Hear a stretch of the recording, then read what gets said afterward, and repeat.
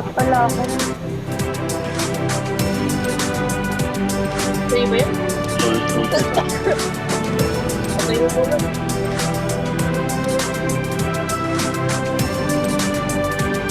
Dami pa ng tao.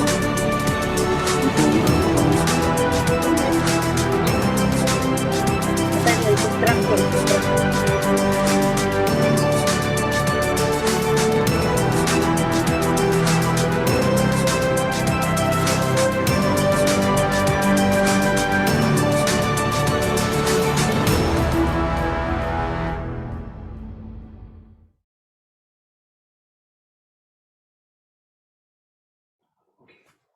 Good evening in Japan. My name is Professor Francis Kaya.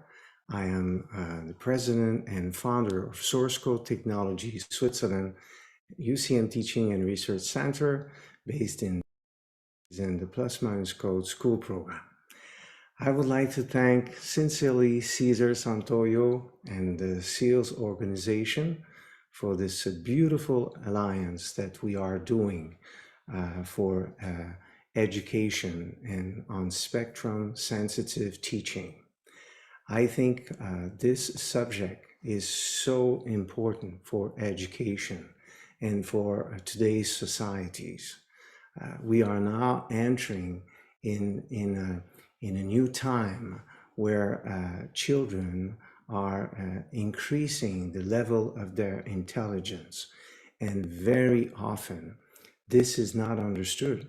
So we will be sharing about that, and my wife, Professor Christiane Muller, and also Professor Eloi Delmonico will be with me today, and to present to you and also to go in depth in this understanding how important we need to understand ADHD, which is attention deficit hyperactivity disorder.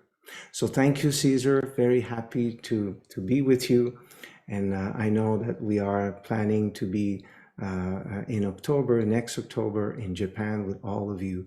So this will be wonderful also to connect and to meet all of you in person.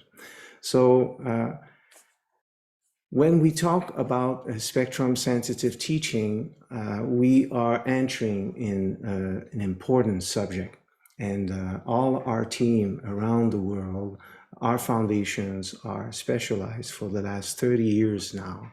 We are specialized in symbolic language, emotional intelligence, and dream interpretation.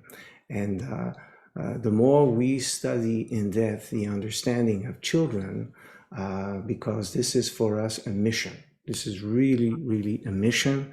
We have with our different platforms, many programs for schools that are based in different countries around the world for many, many years now.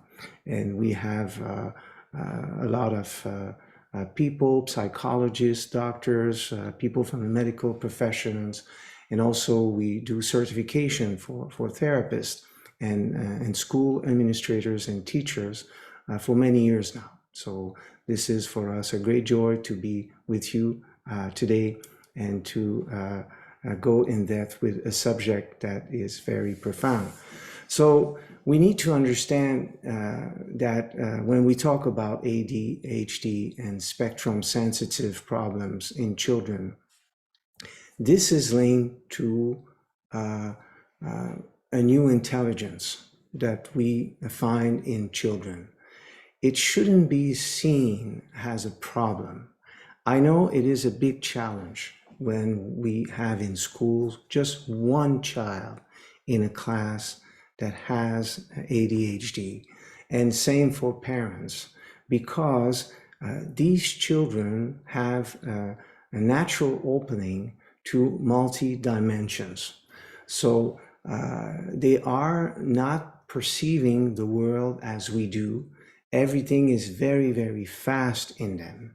So for example, the teacher is speaking in the class and then suddenly there's a fly And definitely an ADHD child will automatically enter in context and will connect with his multi-dimension. He will hear the teacher, but his focus will be completely on the fly. And because he will start to think, what is the fly going to do? Maybe the fly is going to go on this desk, or maybe, and then he's studying, and any noise, it can catch his attention, because the spectrum of these children are very, very, very large. They have like a new computer within themselves. So because they are in the process of learning, of discovery, which is the fundamental aspects of a child, definitely they have major interest in absolutely everything. So their attention will be sometimes going from one subject to another, same as when we use a computer, we make a research on Google and we click and click and click, or when we watch TV now, most people are watching TVs and even watching a movie with ADHD concepts somehow, because they can zap, or they can put on pause, they can go and eat something, they come back, and they look on their smartphone if there's an email in the middle of a movie. They take a pause just to look and whatever connection they can have. So this is how we live. And this understanding that now in physics, we understand, and we begin to understand, the different frequencies that we have within ourselves. It is not just a smartphone or Wi-Fi that can connect to multiple information. We have within ourselves a Wi-Fi.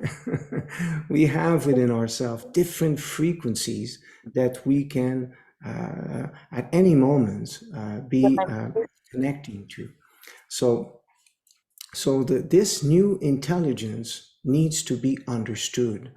And it is true that it can be a big challenge, because these children need so much attention. They need so much concentration. And in classes where you can have 20, 25, and even more in certain countries, children, definitely it creates a gap and a major discrepancy for them, because they need attention. They take everything. They are social being, collective consciousness. So this is so powerful in them. And for me, I have something in my heart that is very, very connecting to ADHD, because when my daughter was very young, she was like that. She could have been diagnosed with this. But instead of seeing her as having a problem, I was seeing her as being so intelligent, so extraordinary. And I was seeing her as a high potential child, and not as a child that was sick.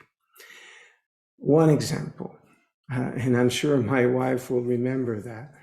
We were having dinner. This was so often, for many years, we had this situation with her. So we were eating. So we were having, the dinner, sharing. And then suddenly she was asking, what do we eat, Dad, tomorrow? So then I was saying to Kasara, the present moment, Kasara, the present moment. And then 5-10 seconds after, she was asking like this, spontaneously, Dad, what are we gonna eat next Friday? Because we were Friday. So she was asking, what are we gonna eat next Friday?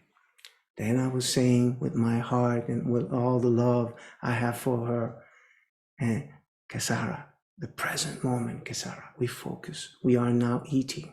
Let's focus. We will see. We will see next week. And it was always like this for so many things, so many things. I used to train her right from the beginning to develop her potential because I knew she needed to have information. She needed to be connecting to so many things. I used to listen to the radio, and the radio was playing in the car. We were driving, going somewhere. I needed to get her attention, unless she was singing 20 songs, whatever, going from one thing to another, asking so many questions.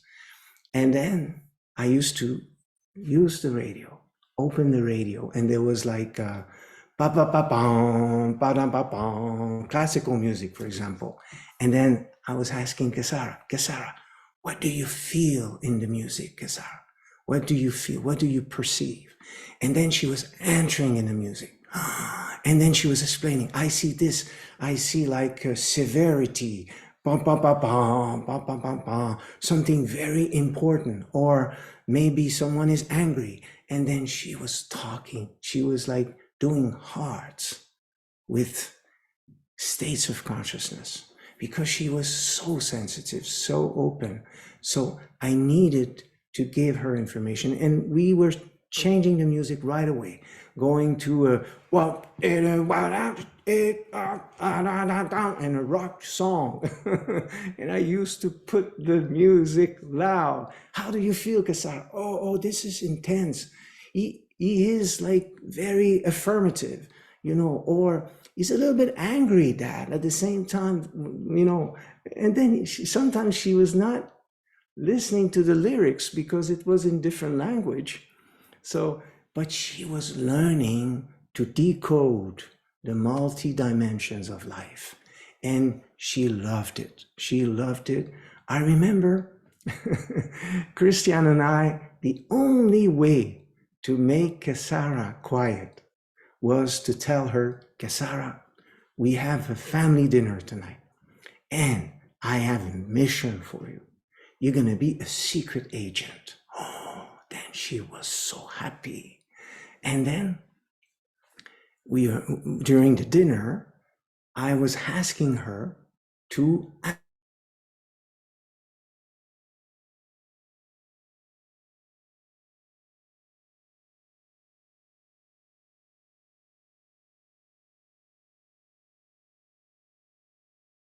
she was scanning everybody. And she was quiet. It was absolutely amazing how she loved to do this.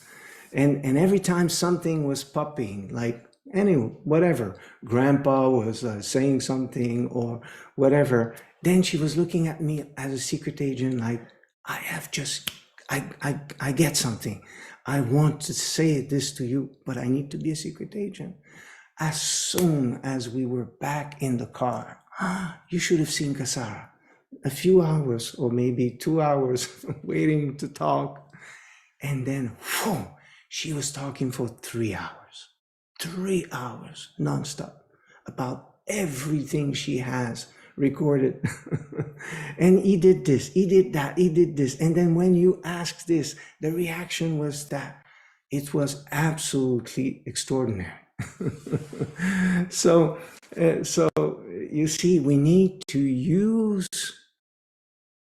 a weakness, but it can be seen as a weakness. And I am sad when I see this. I am sad because for me, they are genius. They are high potential children. They don't have attention deficit hyperactivity disorder. That's not what they have. What they have is a living computer within themselves. They have Google. They need to know, and they are interested. They have multiple questions, and it's like this in them. So this high level of intelligence requires, like for geniuses, we need to be there.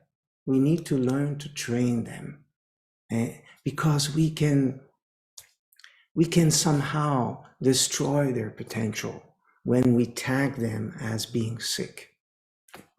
To be honest, I know we need, in science and in education, we need to understand when we have ADHD child, because it is intense, but at the same time, we should not tag them, or even somehow certain parents, it's even to the reach of bullying a child by always telling to him, you have ADHD, you have ADHD, you have ADHD. No. You should say, you are a genius. You have high potential. You are a high potential child, HP child. And I want to help you, and this is great.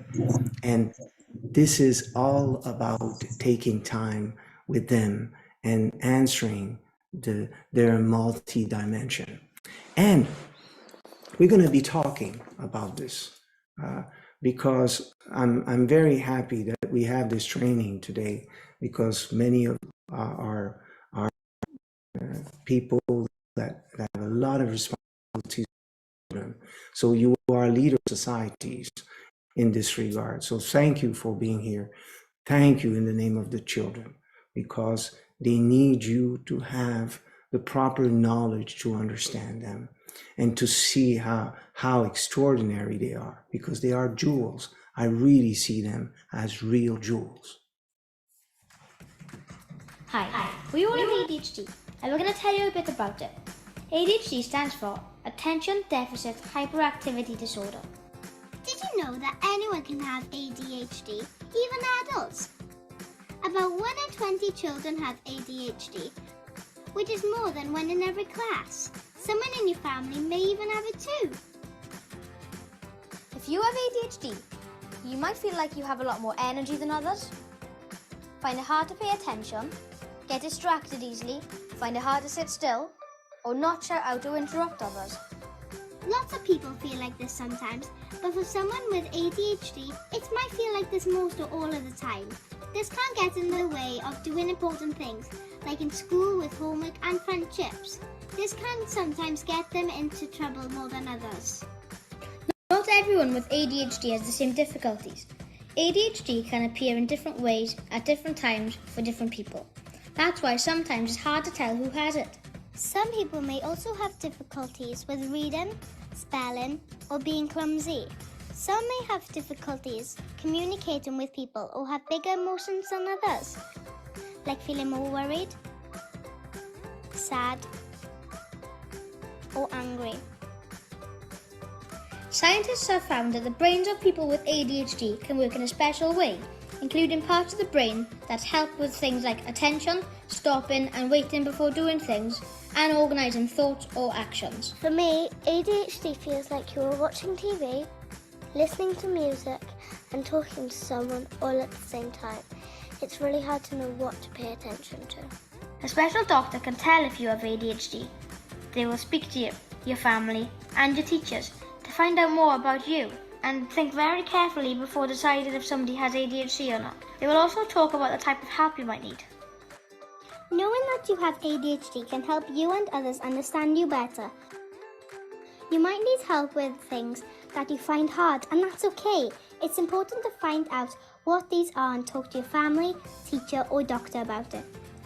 There are some things that you might be able to do to help yourself with support of your family and teachers. For example, taking breaks or having a chart of what you need to do can help some people.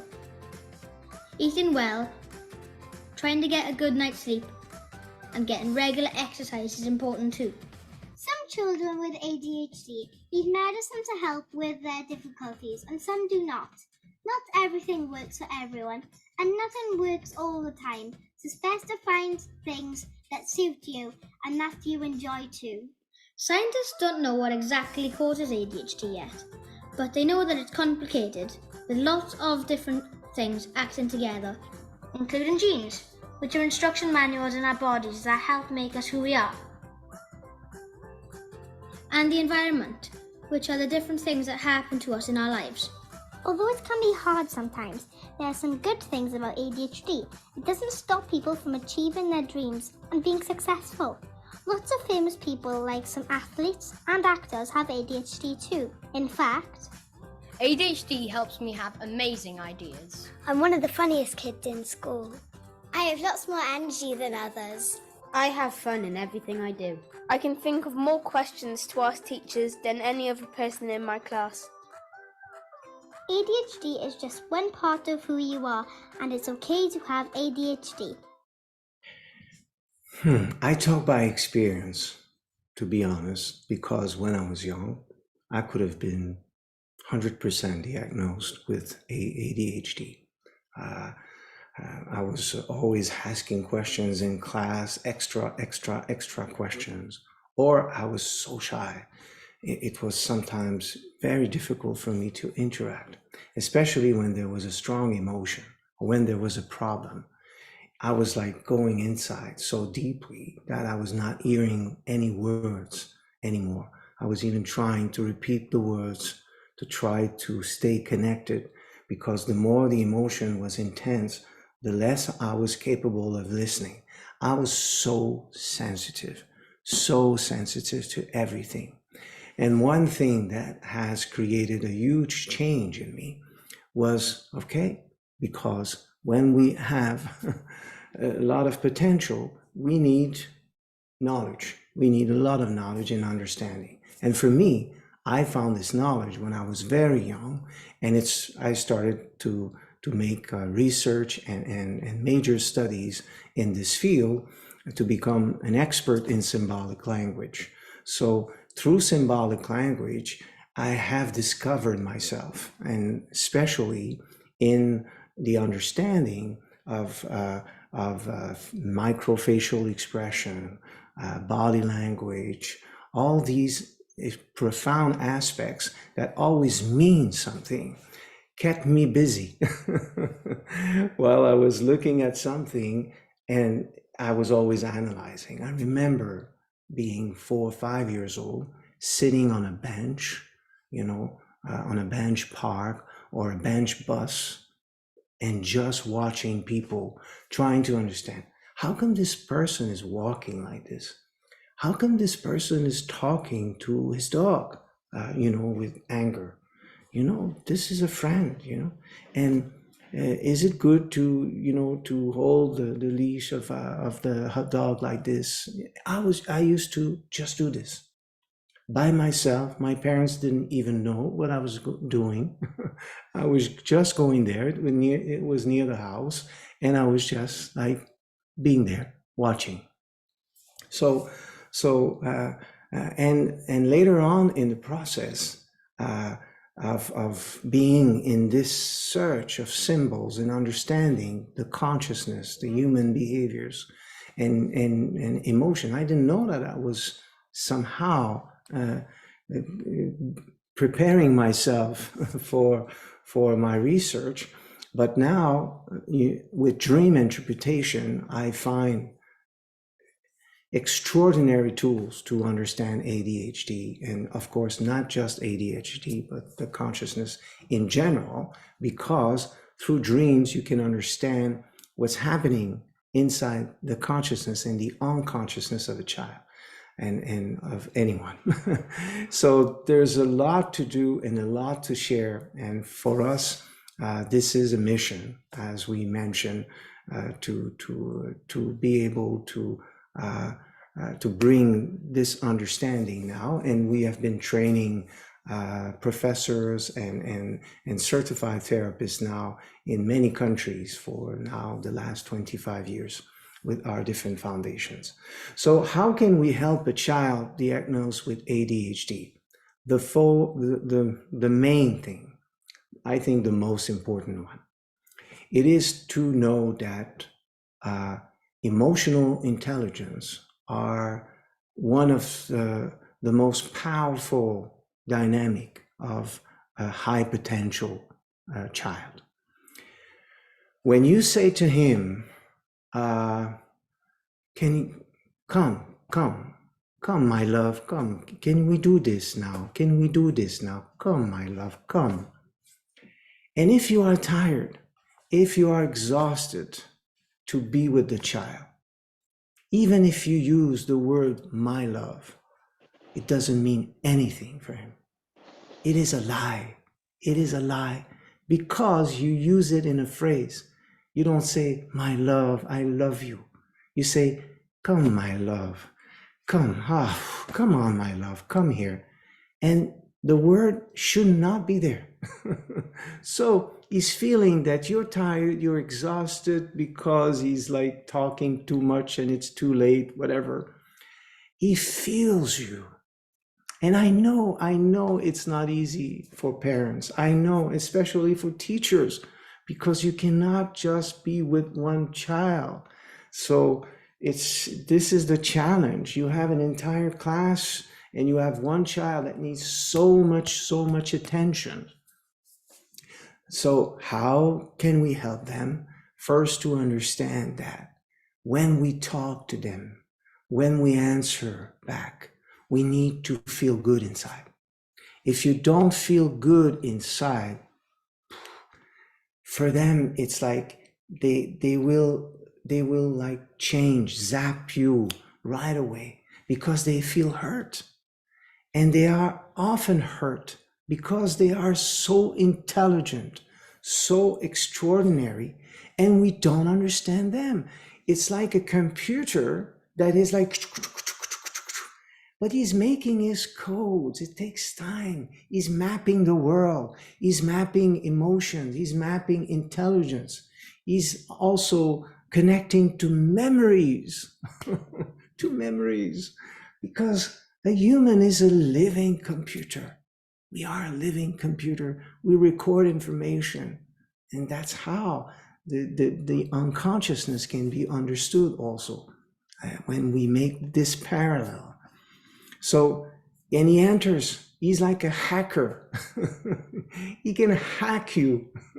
He can get into you right away at any time. And when he's not satisfied, when he's not happy, when he feels that you are like not loving, caring, you're supposed to be a parent, you're supposed to be a teacher, because that's also something.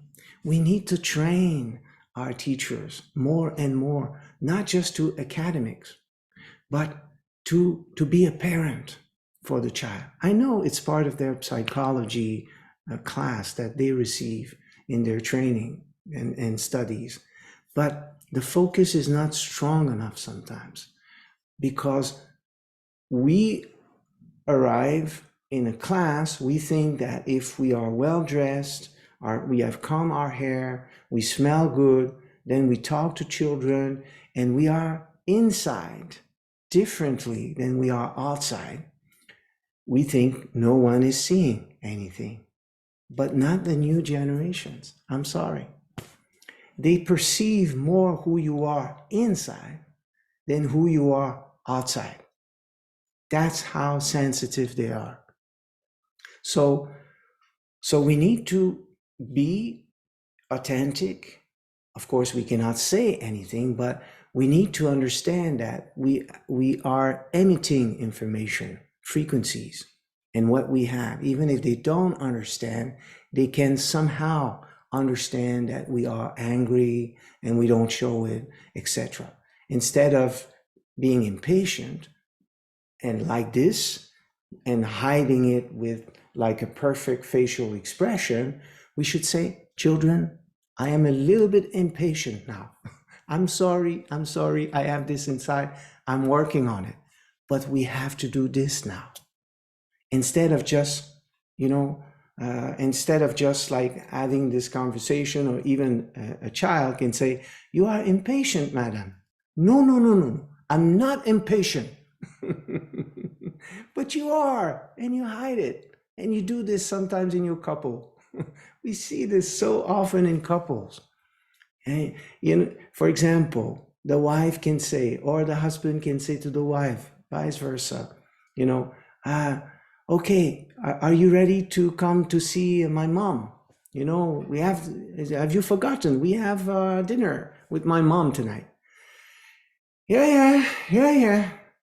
Oh, You don't want to come. No, I said, yes, I want to come. No, I feel you don't want to come. No, I said I want to come. But the wife, she's your wife or she's your husband. Of course, she can hear the tonality of your voice. She can hear it. So that's what is happening in ADHD children. They hear the frequency all the time, but they cannot explain it as we can do when we have studied this. They cannot explain it because the facade is there, you know, the facade, the title, the role, you know, the statute, etc. We are a parent, we are a teacher, whatever. So you have this you have this first dimension that is saying something, and you have another dimension and a third and a fourth dimension that is having multiple and different kinds of information. So to be honest, we can say that all children are now very, very open, all of them. But some of them, they don't manage, and they have a lot of memories, needs. Maybe because they have difficulties at home, they can also have more problems in concentration. But up to 13% of children in the US only, 12 to 17 years old now, they have ADHD. And often, what do we do with them? We give them medication. And yes, in certain cases, maybe, you know, I don't want to close this door because I know medication has a role to play in certain cases that can be very, very extreme. But we should avoid as much as possible to put a child on medication when they have a deficit of attention. There's important news tonight for parents of children diagnosed with ADHD. A new study found that kids who receive behavioral therapy before medication fared much better in their development. As NBC's Christiane Dahlgren tells us, doctors say this could mean big changes for the way ADHD is treated in this country.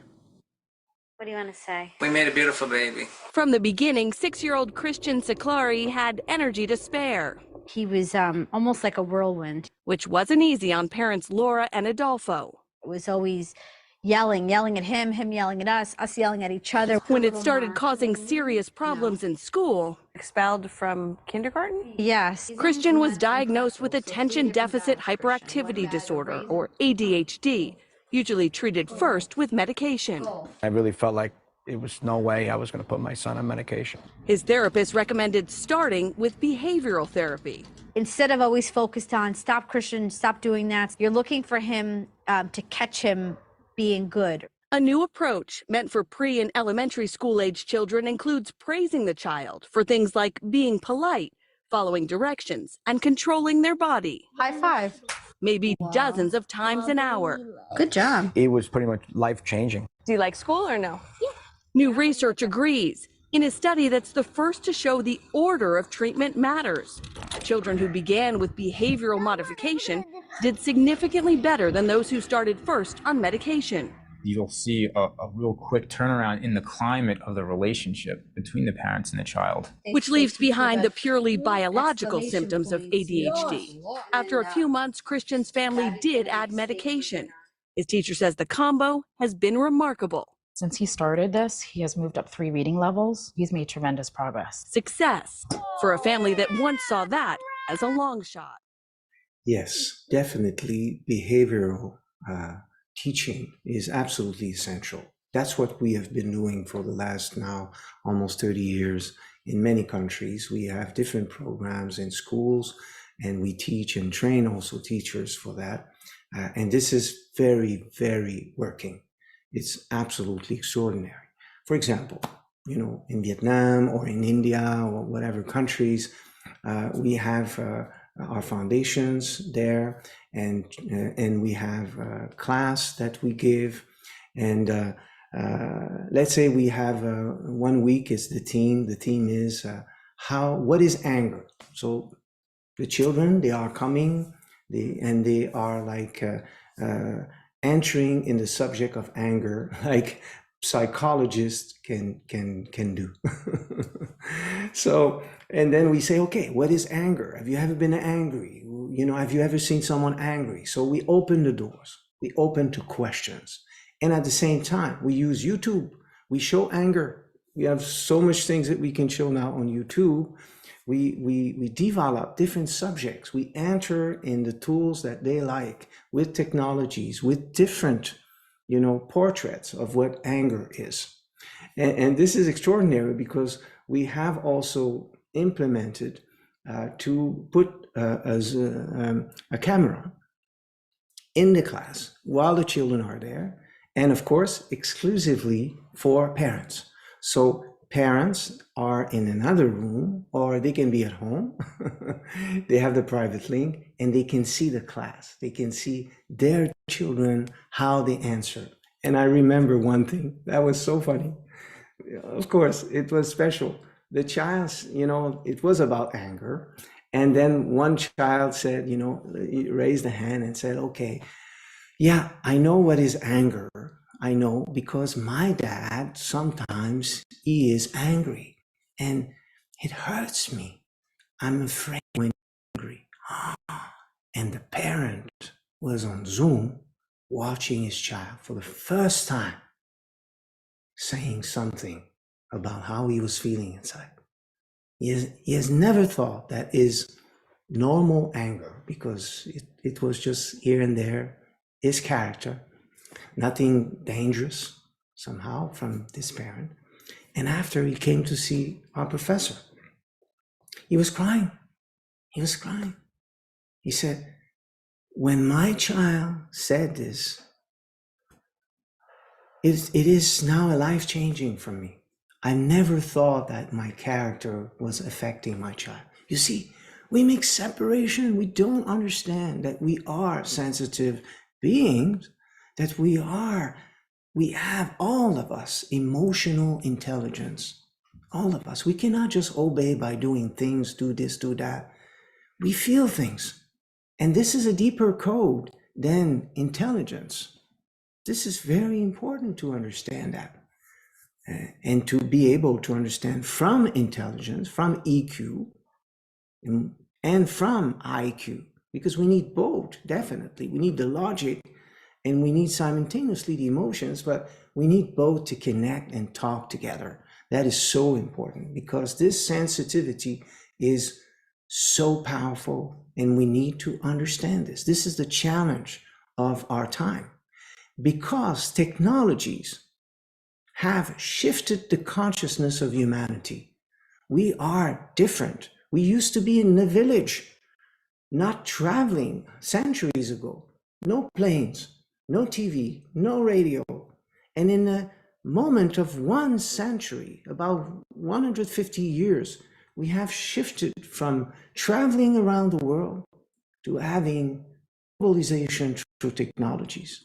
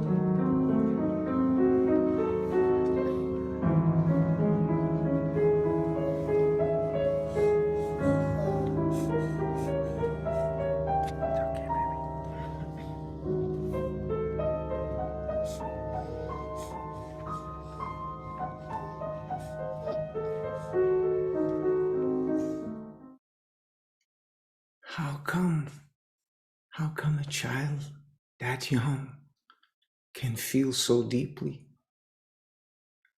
We cannot listen music without having explanation. You see, even us adults, sometimes we are listening to music and we don't understand, or we don't put deep meanings on what we are feeling. We're just feeling, and we think we shouldn't think. But we need to marry both. You know what I would have done and what I have done with my daughter and what I do, because we do classes with music like this with children. I love to do this. I love to have children, to be with them and to play extract of music. Of course, don't play something for 2 hours. They're gonna just look at every flies in the room. A short extract, a few seconds, 30 seconds, 40 seconds. What does it mean? What have you felt? And this one, and this one, and this one. Then, and then you make them think they want to go deep, but you give them information. You give them information, the sadness of this sonata, you know. We need to explain it. What are the states of consciousness? The plus of the sonata that helps to, you know, our emotion to come out, reflections, etc. And the minus of the sonata. What is the minus? The plus, the minus. That's what we have, this plus minus code school program. Children can evaluate. They love that. High potential to even autistic children, all children, they love to be questioned. They love to go in depth. And this is the deep reflections that they want us, educators, us. This is what they want. Yes, of course, I know geography, language, mathematics. All this is very important.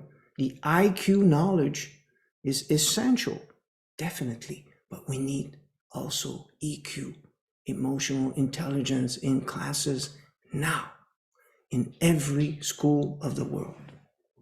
We need to have classes where we talk about emotions so they can recognize and we question them. This is very essential. It can be a difference for our destiny and our future. I remember one time, a few years back, before the pandemic, you know, about 5 years ago, I was in India, and we have a public utility foundation in India. We do amazing work in schools there.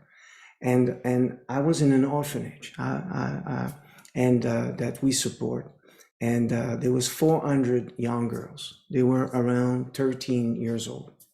I will always remember this. I was doing plus minus code with them. So we use images, music, some, you know, YouTube's, Facebook page, TikTok, Instagram. We use many, many things like this. So children and teenagers, they can question, they can understand in depth, unless they just have disinformation because they believe anything they see just because it looks good, you know. And sometimes there's a lot of aspects that are not necessarily positive. So I will always remember, I was on stage, I had like the auditorium, the young, you know, 13, 14 years old, about 400 of them. And I had a huge screen and an image. I put an image of a Viking, a man, but a very aggressive Viking, very aggressive, you know, like really, you know, intense in the expression, not something light or subtle. It was obvious that it was very, very negative. I asked the orphans, the young girls, is it plus, minus, or tendencies, which is a mixture of both? Half of the room said it was a positive image, and the other half said it was negative. I was speechless. I was shocked because it was so obvious to have half of the room, about 200, hands raised, saying it was positive. And I said to them, okay, all right. This is very important what I'm going to be saying to you now. And the teachers were all there, it was very powerful moments. Like an emotion and a moment that you see sometimes in movies where everyone is like, whoa. And I said to them, those who have said this is a positive image, I am introducing you to your future husband. You should have seen the silence in the room. Or your future boss. Because if you cannot say and affirm and assert yourself by saying this is negative, you are going to make wrong choices in the future. I know maybe you don't have a dad. I know. So any dad is fine. And maybe you see this aggressive Viking that is angry, but he will protect you. No. You have a wrong code. We need to change it together. You need to recognize this, so your future will be different.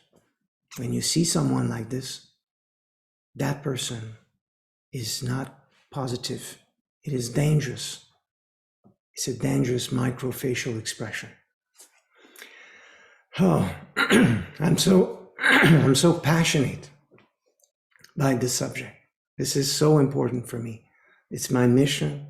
I have put in place foundations around the world now, from the US to Switzerland to France to Asia to, so Canada, etc. So this is very important. And I'm so also proud of our team, because we have amazing people all around the world that have been trained to bring this. And today, what we are talking about is absolutely essential, because now statistics of mental health issues are rising at the speed of the light everywhere around the world, not just in one country, because the multi-dimensions of technologies creates expansions also within ourselves, not just outside.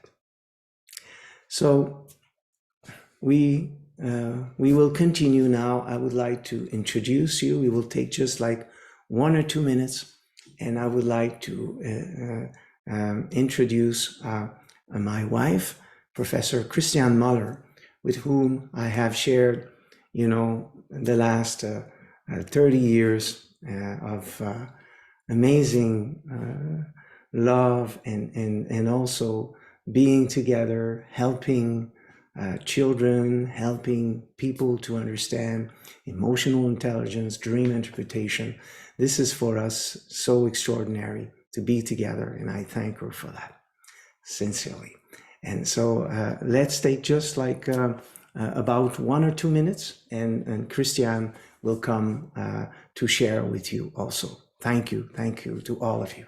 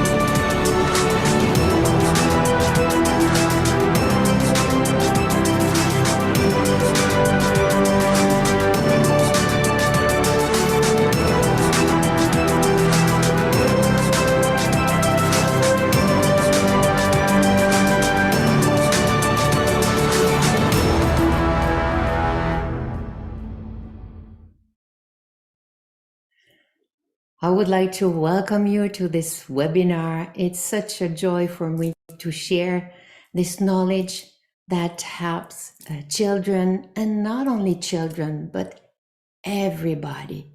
And I know all of you have this wish to help. You are educators, you are professors, you want to help, and we share this objective that is so important.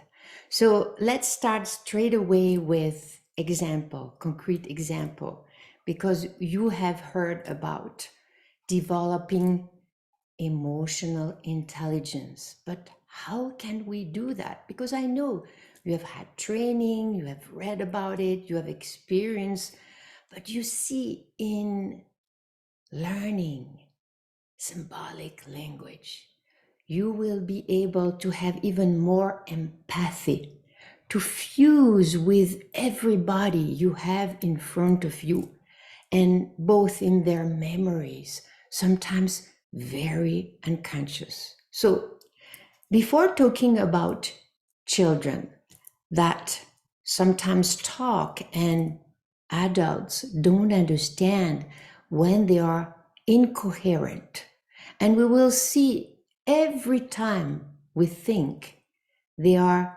incoherent, in fact, they are not incoherent. When we understand symbolic language, you will see they are coherent and they feel so much loved and understood. But first of all, even for adults, you can train yourself, that's the beginning, with climate. Because a lot of people, they talk about the weather. But did you know that when we talk about the weather, we talk, in fact, about our inner climate. And of course, as an adult, when there is not this great opening that is not yet managed or understood, so people with their rational mentality, I give you an example, how they will talk, how you can detect that they are talking about what's going inside in terms of inner climate. For example, today the weather is beautiful. I just had an example a few days ago with a woman, and the weather was extraordinary. A slight wind, sunny, the perfect climate. And she said, wow, today it's beautiful. The weather is extraordinary. But the 3 next days, there will be rain. And why was she talking about rain? And when we know symbolic language, the 4 elements, water, for example, every time you have the element water, liquid, rain, we are talking about emotions. Emotions. So the rain can be positive, always, as Kaya explained, always the plus, always the minus. So rain can be beautiful emotions. We love the rain. The plants are happy.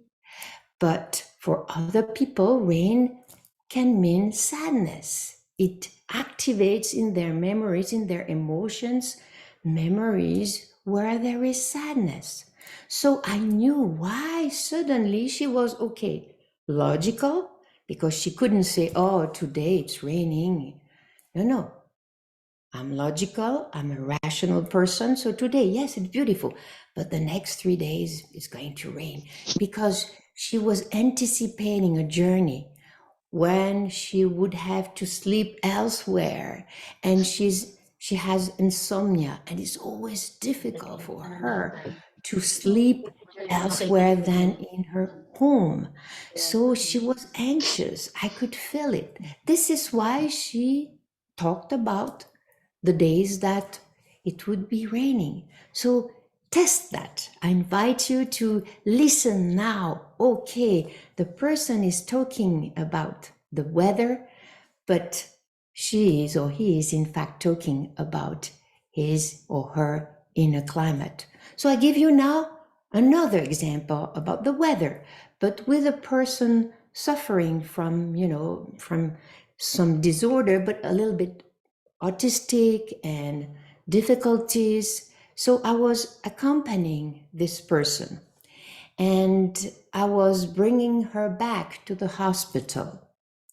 And of course, we had a good moment. I accompany people who have autistic problems, all sorts of problems. And for me, I listen to them in symbols. For me, even when they are not coherent rationally, they are always coherent.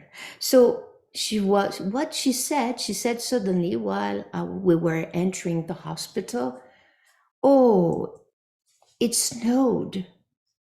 And in fact, in reality, it was summer and it was so hot, it was warm. So somebody who doesn't understand symbolic language, say, okay, she has got problems, she's autistic or mental problem or Alzheimer or whatever. No. She was talking about her inner climate, snow, frozen emotion. Frozen, it's cold. Even if the outside temperature is hot, in my heart, it's no longer warm because I don't want to return to the hospital. So you see, when you listen to them, they don't feel rejected because they feel when you feel, okay, no, come on. But okay, she's sick. No, she was talking, it was her reality. So you see, when we understand, as Kaya explained so well, the IQ, that is so important, academic knowledge, important, but also the EQ, that is for a lot of people, there are memories, it's unconscious. The more you work on it and the more you train yourself, I invite you, all of you, to listen with a new ear, trying to understand why is she or he saying that. And you need to be present 100% so they feel, listen so deeply, they feel intelligent. This is why we have talked about different categories of children or disorder. I won't talk about that. I will talk about opening of the consciousness, this huge potential, but of course with memories where their people have been hurt, children have been hurt, and then we can help them to understand and to recode these memories. And you are, this educator, this good people that want to help children and humanity, the future of humanity. So let's continue with a concrete example, because this is what is going to inspire you to study symbolic language.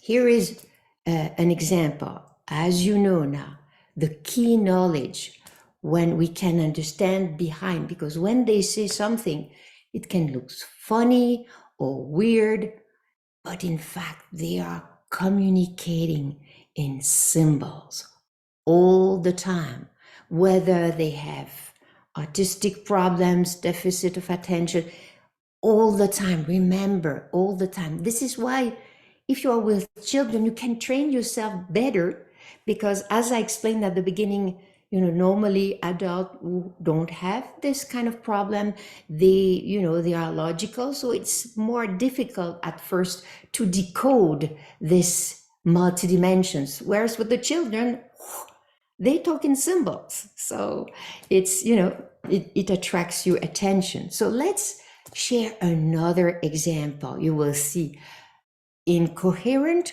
or coherent. So explain the situation.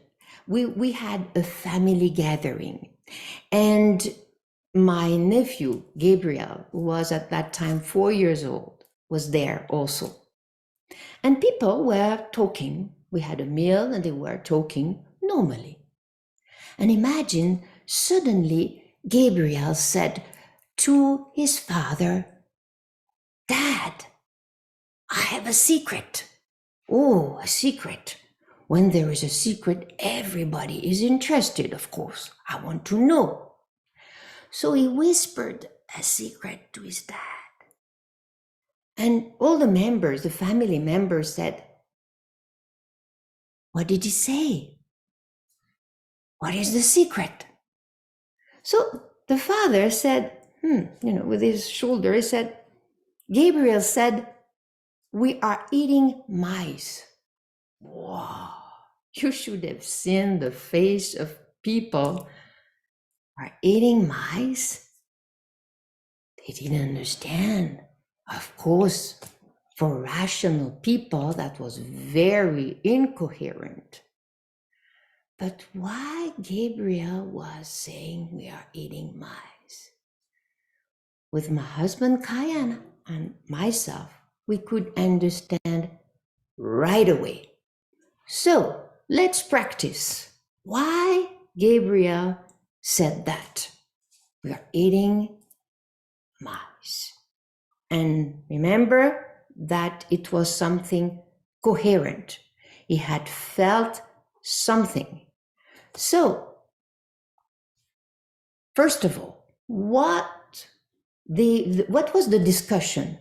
For some people, normal discussion, but some of the members were about to retire, have retirement in 1 or 2 years. So they were talking about retirement, pension fund, financial situation. And sometimes we could feel certain things, even if it was normal.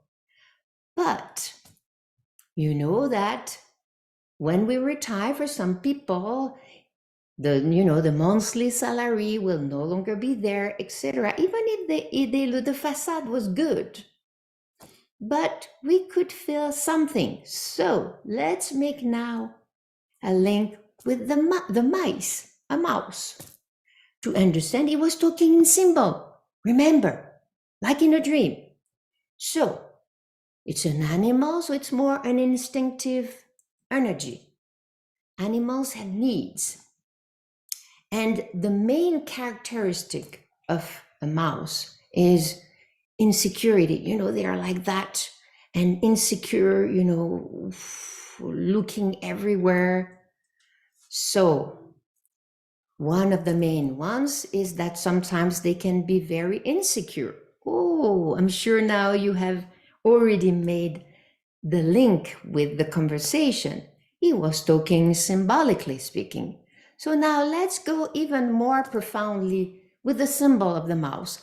And you make a link, because behind everything that exists, there is a state of consciousness.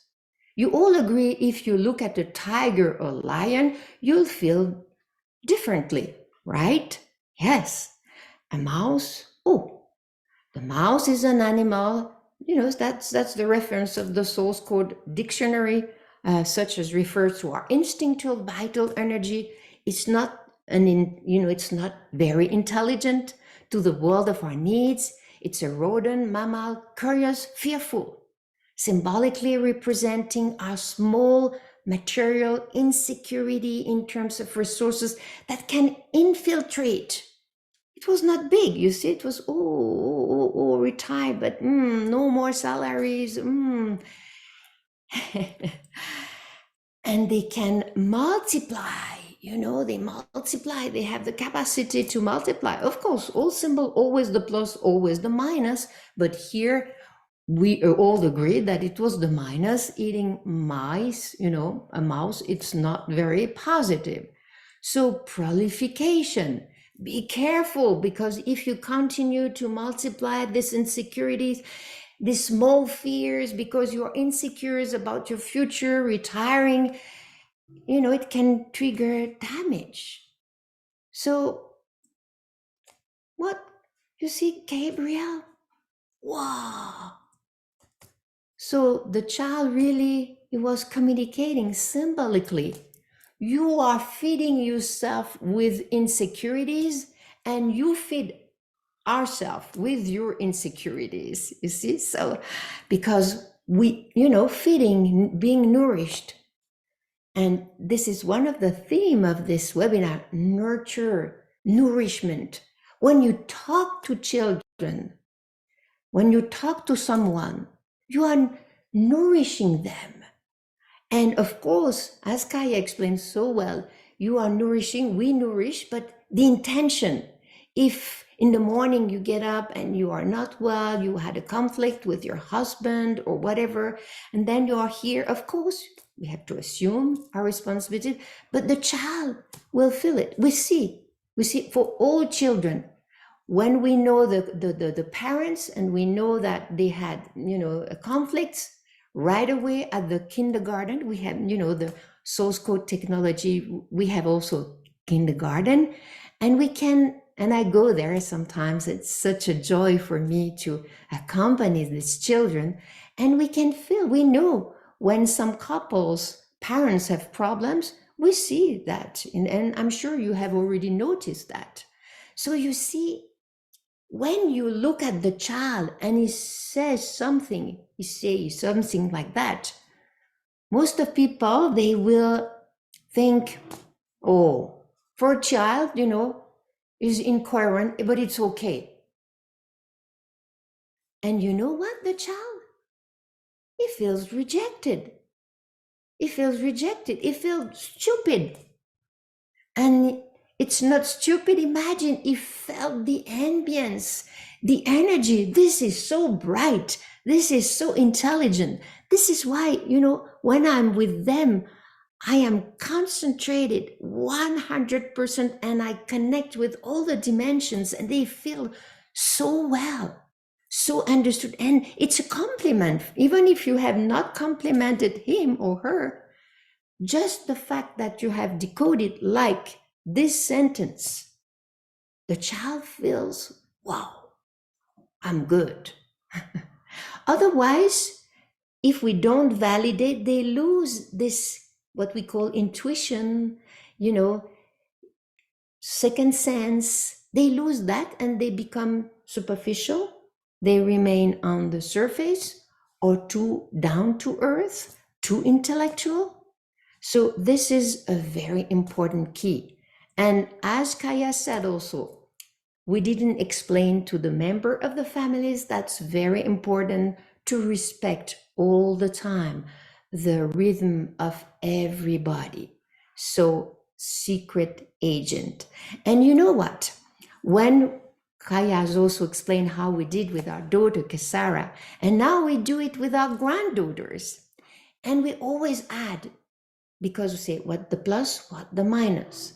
And I always add, when they have decoded something negative, I add, but we love him or her all the same, to have compassion, you see. Yes, discerning, but don't forget, the person is experimenting, or we explain why this person has got this attitude, or, a teenager that is not right, or even an adult. And then we bring back the child in stories at night. What do you think? Why is she like that? Aggressive, angry, or whatever. Or maybe the parents were beating her, or no parents, or whatever. We explain the root cause of negative behaviors. That's very important. Now let's share another example.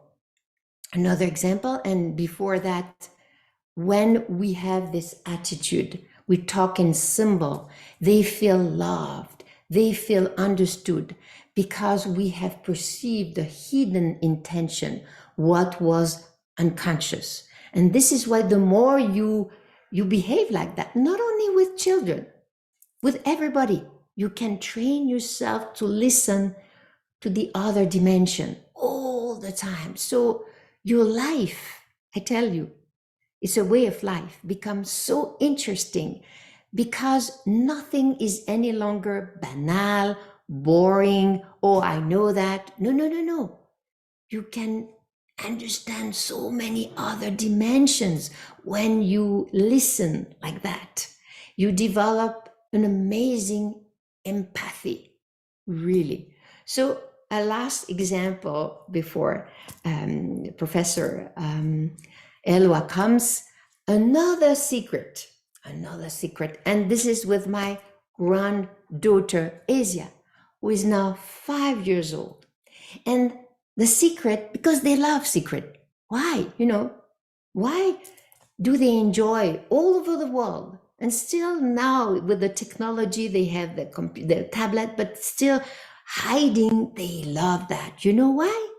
Because at the core, the soul, we want to discover what is unconscious, because this is happiness. You know, when we are aware and we can understand profoundly. So since she was 2 years old, we had a secret together. Like, I did, I was whispering, Oma has a secret. And Oma, it's grandma, because I have another granddaughter who is in Netherlands, and grandma is Oma and grandpa is Opa. And in fact, in the kindergarten, we are the Oma and the Opa of all the children. It's so beautiful. We love children. And since she was 2 years old, I told her, Oma has a secret. And at the beginning, she was like that.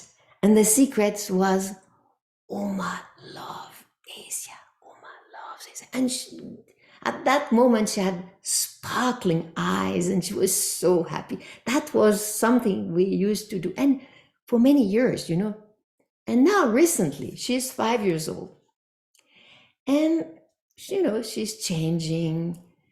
And I could feel something. And one day I said, and then after, she was the one to say, Oma loves Asia. I no longer need to say it. She was the one to say it. And then a few days ago, this is Asia, our granddaughter. I said, I have a secret. And she said, yes, I know. Oma loves Asia. And then she started to laugh and she said, Oma loves Babouche. Oh, I say, who is Babouche? And she explains to me, oh, it's the monkey with Dora, the explorer, because she had watched this TV series with the parents. Okay, and she was, a little bit cheeky. All right, so Oma started to thought after, I think that Asia was giving a message that, Oma, it's enough now. And the monkey, it's a nice monkey, but it imitates a little bit animal. It's enough, Oma. So a few days after, I explained to her, I said, oh, Asia, it's good. You gave me a sign that it was enough to do that. She said, yes, Oma, just a few times. So you see how we can anticipate things and understand them. Some people would have said, okay, that's funny, Babouche. But for me, it was a kind sign that, Oma, enough, it's enough. You see how in listening to them like that, it's so amazing. And developing the emotional dimension and also the IQ, the rational, is very important as a scientist, to analyze symbolic language. You have also to develop, this intellect, intelligence, but also the emotions. And you know what? In doing that, you become, with a good EQ, you are an eternal student and teacher simultaneously. And this is so important, to love learning, to not to lose this the qualities of the children, to discover this beautiful curiosity. So I wish you a good continuation. I could talk about, days and days. We have so many examples like that.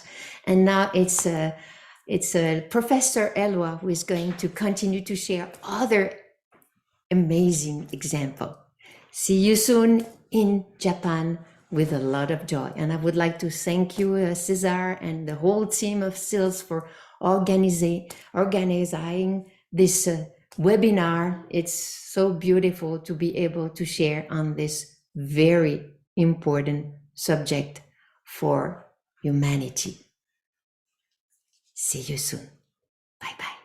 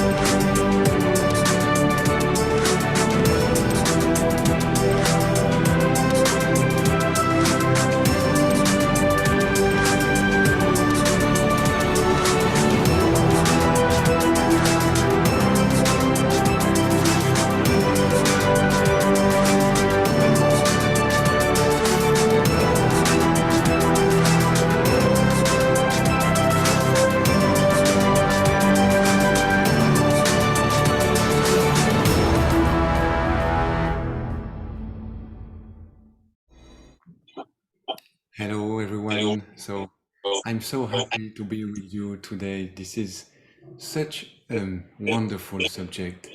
You know, when I was in Switzerland, I taught there during 15 years, something like that.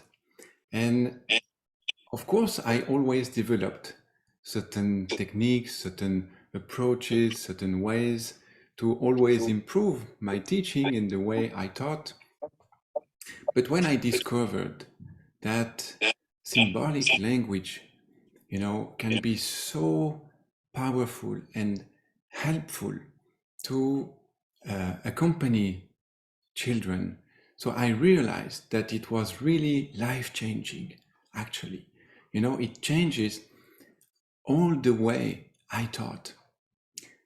Because actually with children that are so sensitive, like children who have ADHD, it's mandatory that you are not disturbed by their disorganization, their needs, their hyperactivity, etc. You know, if you become angry, if you become impatient, if you become disorganized, if you become bored, etc., they will multiply your energy. As a teacher, I realized I needed to be the example, but the profound example I wanted to see also in my children. I mean, in my students, you know, because I realized, okay, I need to have like a very profound neutrality in me, because they can perceive everything I have within me. And then eventually, they will manifest this energy.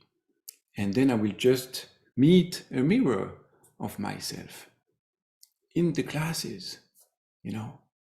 So this is something quite important and quite profound to understand that. So I have very concrete examples and so beautiful examples that I will remember all my life, actually, you know. So the first one I would like to start with is this one. Just, I am thirsty.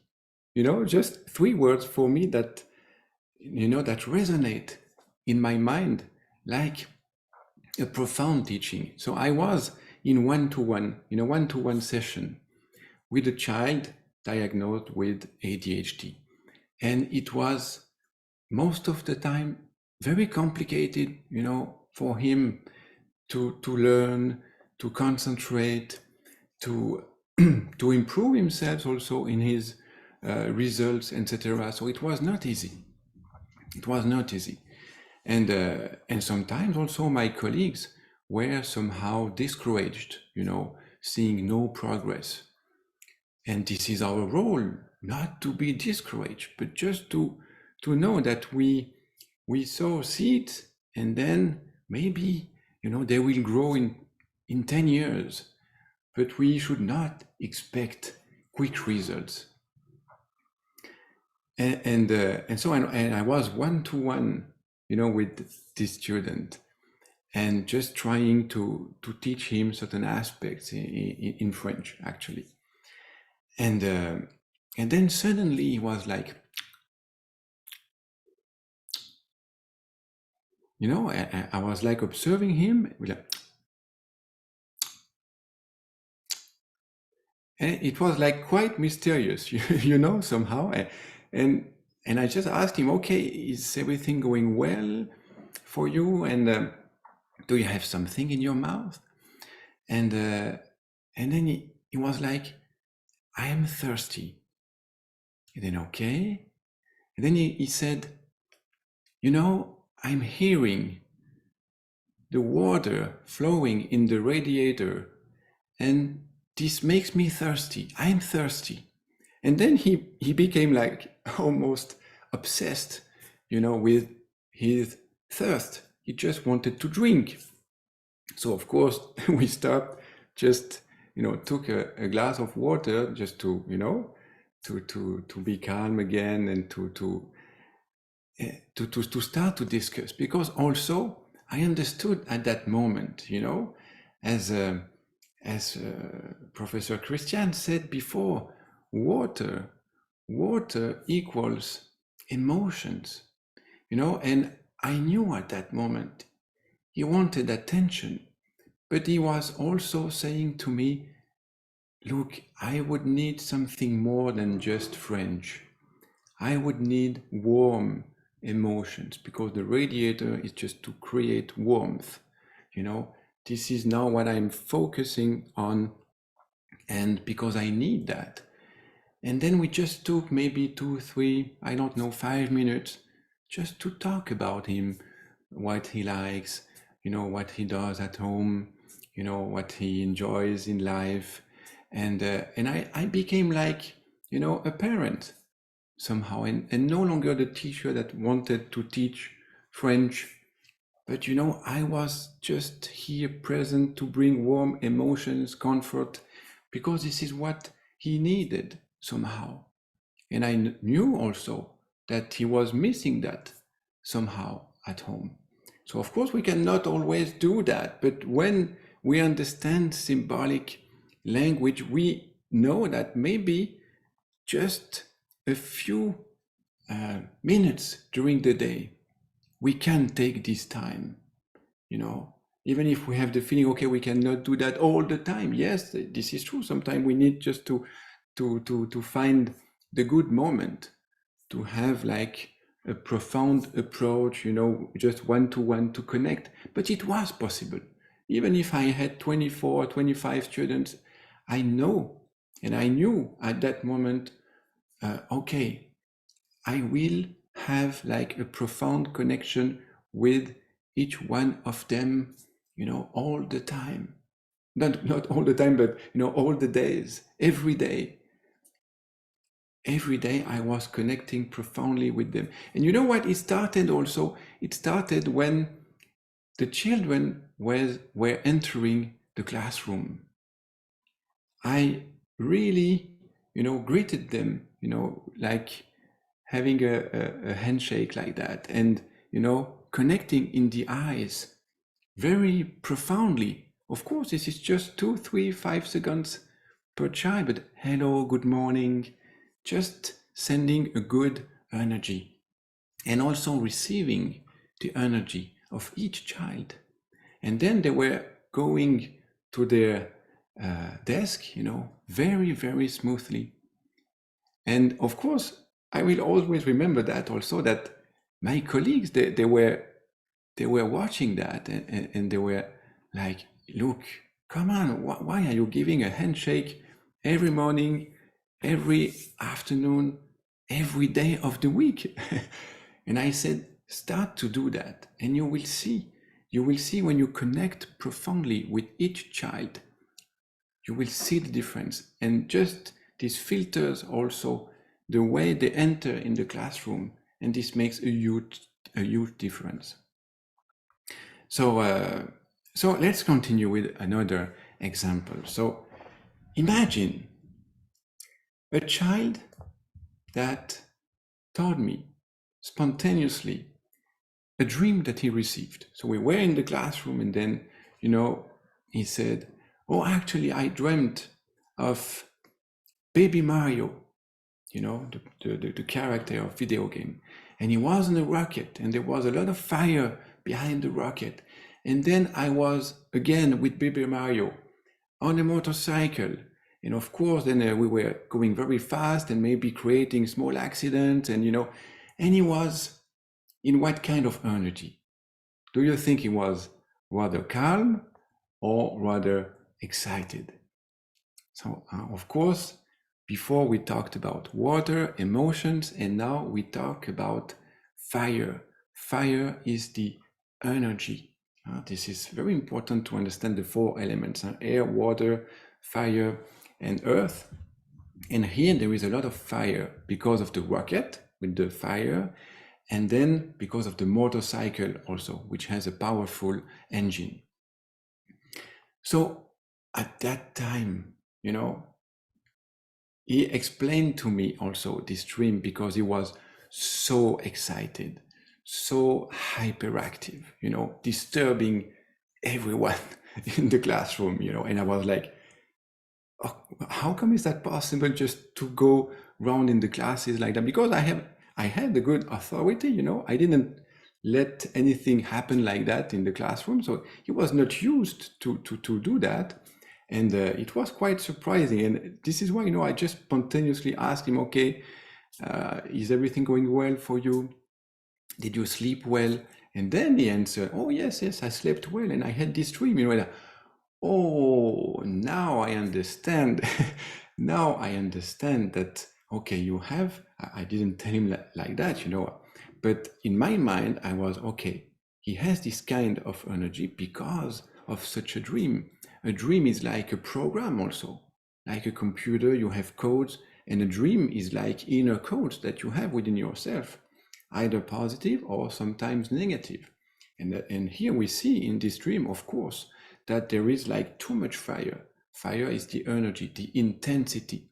And of course, the hyperactivity was explained because of the rocket, the capacity to go very fast and to travel. And then the motorcycle, again, also more, on the earth, and a quite self-centered attitude also, because you are alone on the motorcycle, you go fast where you want, when you want, and then eventually you crush others or you create accidents. And this was exactly what he was doing in the classroom at that moment. And instead, of course, of, yelling at him and saying, oh, but what do you do? Oh, this is not acceptable. Oh, no. I was like, okay, so now it's time just to talk to baby Mario and you tell him to stop. This is not the appropriate energy in the classroom. I could adapt my pedagogy just because of his dream, just because I understood his program at that moment. And, he realized, okay, yes, it's time to say something to my baby Mario. And it was very telling for him to receive this kind of information so that he can also give this information in his own, inner code. So you see, with just understanding what is going on in terms of symbols, also in terms of energy, and not seeing only the behavior and trying to fight against a behavior. This is not the solution, because, to be honest, before knowing symbolic language, I tried also to be like stronger and to be like more authoritarian, but it didn't work. I had bad result, really. I just realized that, okay, they were like closing themselves and not happy, and this didn't last long, for sure. I tried 1-2 days, and then I was like, okay, it won't lead anywhere. I need new tools. I need new, I need new approaches to go deeper, to connect in a wiser and a more constructive energy. And then, I could also see the beautiful fire in this student. And, all the other day, usually he was really bright, very creative, all the beautiful qualities of the fire, very present, charismatic, confident, he was there, great motivation. And we need also to see the plus behind the minus. Here there was too much fire, but he also had a great fire within himself. So let's continue now with another example. So I was talking with, this was very interesting, because I was talking with a colleague of mine in the school where I was, and her daughter was there, and she suddenly said, okay, sometimes my mom hits me on the head with a dictionary. And then her mother that was there, was like, but that's not true. Of course, we imagine that she was not really, hitting her daughter with in the concrete reality with the dictionary. But what was the meaning of that? And we could understand if we just take the symbolic approach of these words, we couldn't understand actually the mother could be a little too harsh. When we hit something, it's because we are too harsh, either with ourselves or with others. And she was too harsh regarding what? Regarding the dictionary. A dictionary is knowledge. So sometimes on behalf of knowledge, we can be too harsh with others, So this is the problem. We are sure as good teachers that all the students must have good results very soon. And of course, this starts from a good intent somehow. We want our students to succeed, but not at all costs.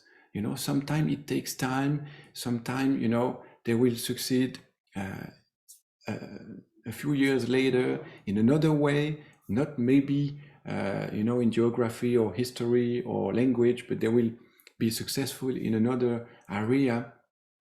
But you see, this is very important also to be aware of the signals that our children or our student, they send to us like that.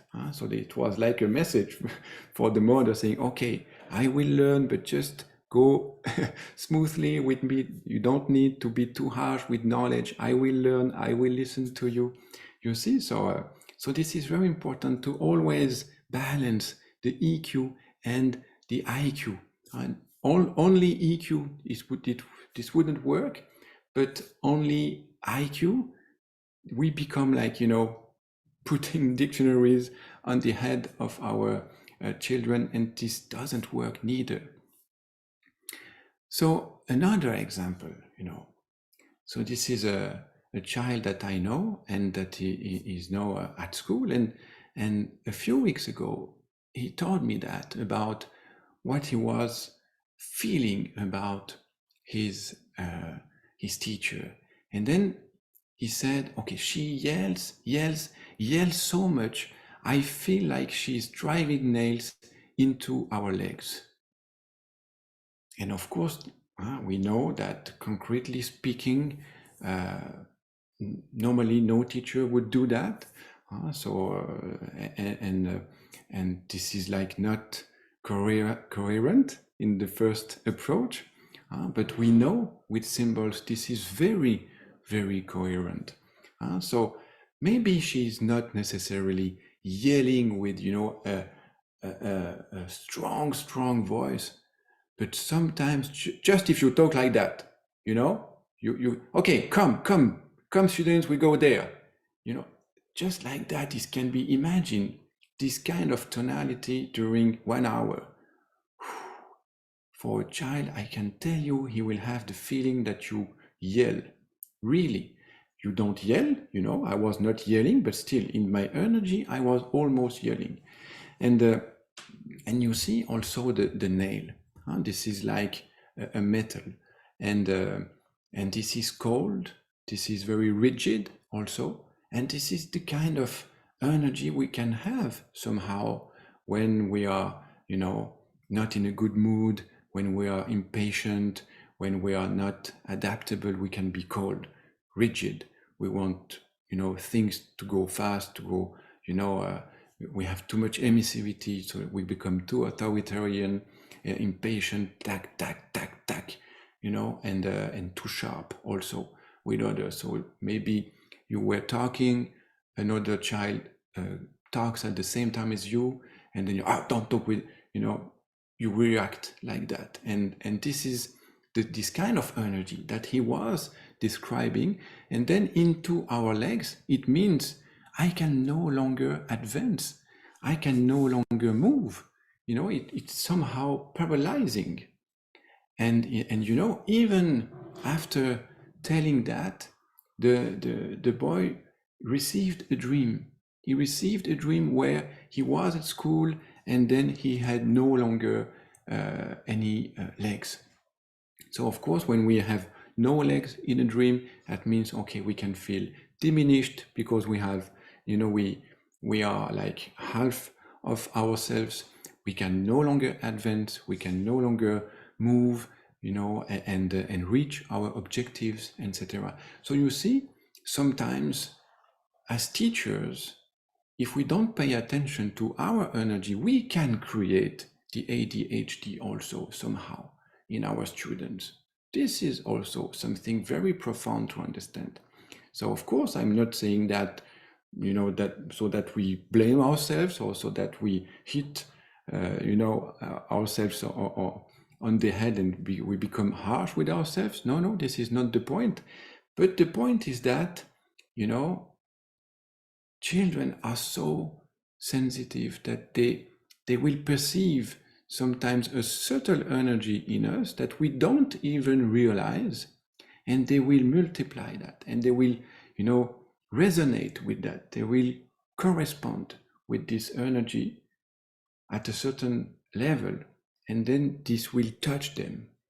And sometimes we don't realize that our energy touches them.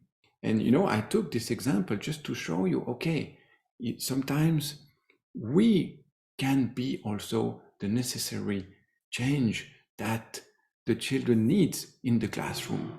And this is not necessarily only a problem in the child. And when I say problem also, as Professor Kaya explained before, this should not seen as a problem, so all the examples that I'm mentioning here, I know all the children personally because either they are in my family or in my friend's family, or I worked with them, and they were, all great examples of, intelligence, brightness, sensitivity, and so we cannot say they have like big problems or this is a weakness. No, we need to find an angle where we make from this apparent weakness a strength, because this is a strength, So when the boy taught me this example with the yelling aspect, driving nails into the legs, okay, I just continue to reinforce also this boy, to explain to him, okay, so sometimes, when the teacher is like that, you can, come back to yourself to see, okay, am I sometimes in this kind of energy where I can be too intense with others? And if yes, okay, I know I need to be attentive to my energy, not to be too strong, too intense, too harsh, etc. And then, I was like explaining to him, okay, you can also feel this energy, but transform it also within yourself. So an example also that was very, very touching, it's the eye. This is just a few days ago. We were preparing the session today with you, and then my daughter, she's 8 in just a few weeks, and she explained to me a moment that she lived at school, because of course everything I'm teaching now, I've been teaching that to my children from their youngest age.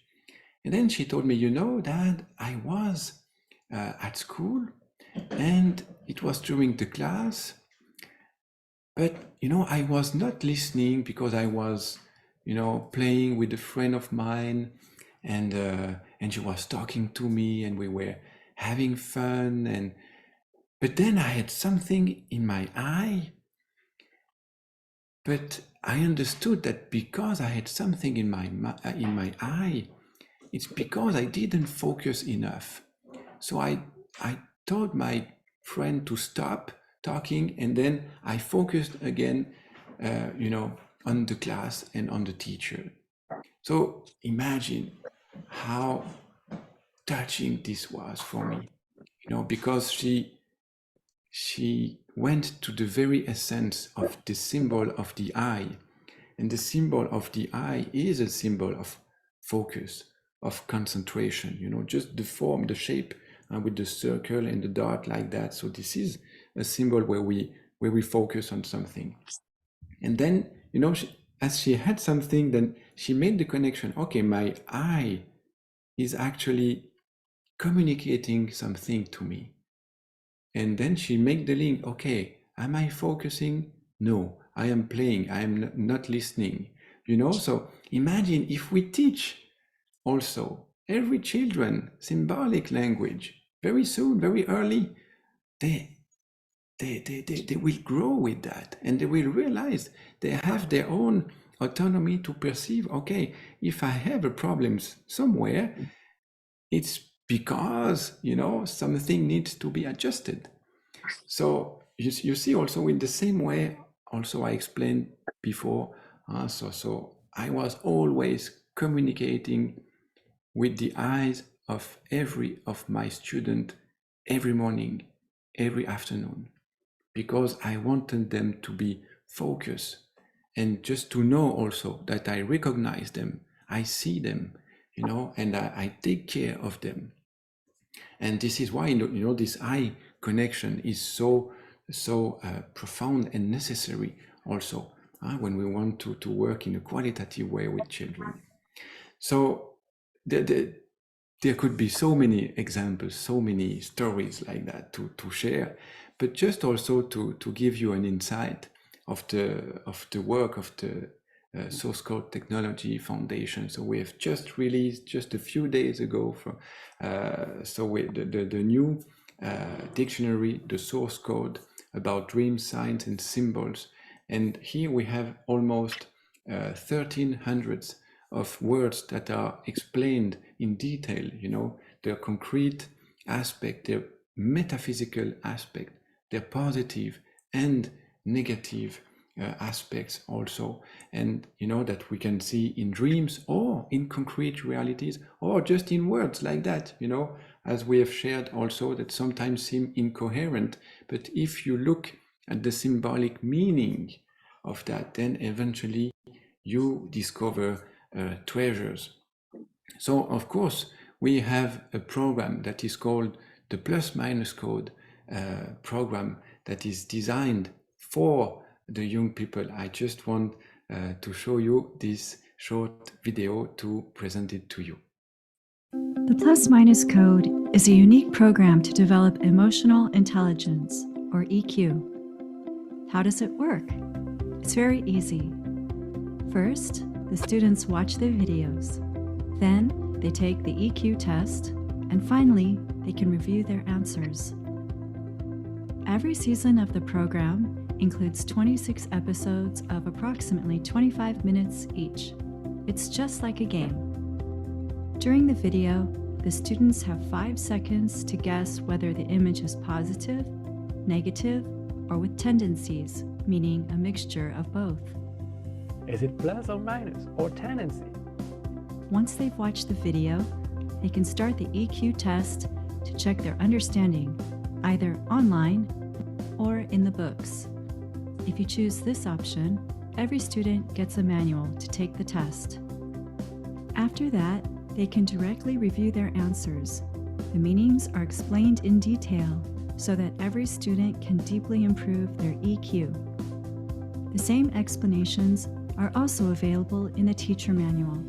The review can be done in groups, allowing for wonderful discussions. With the online version, students can work autonomously on a computer, smartphone, or tablet.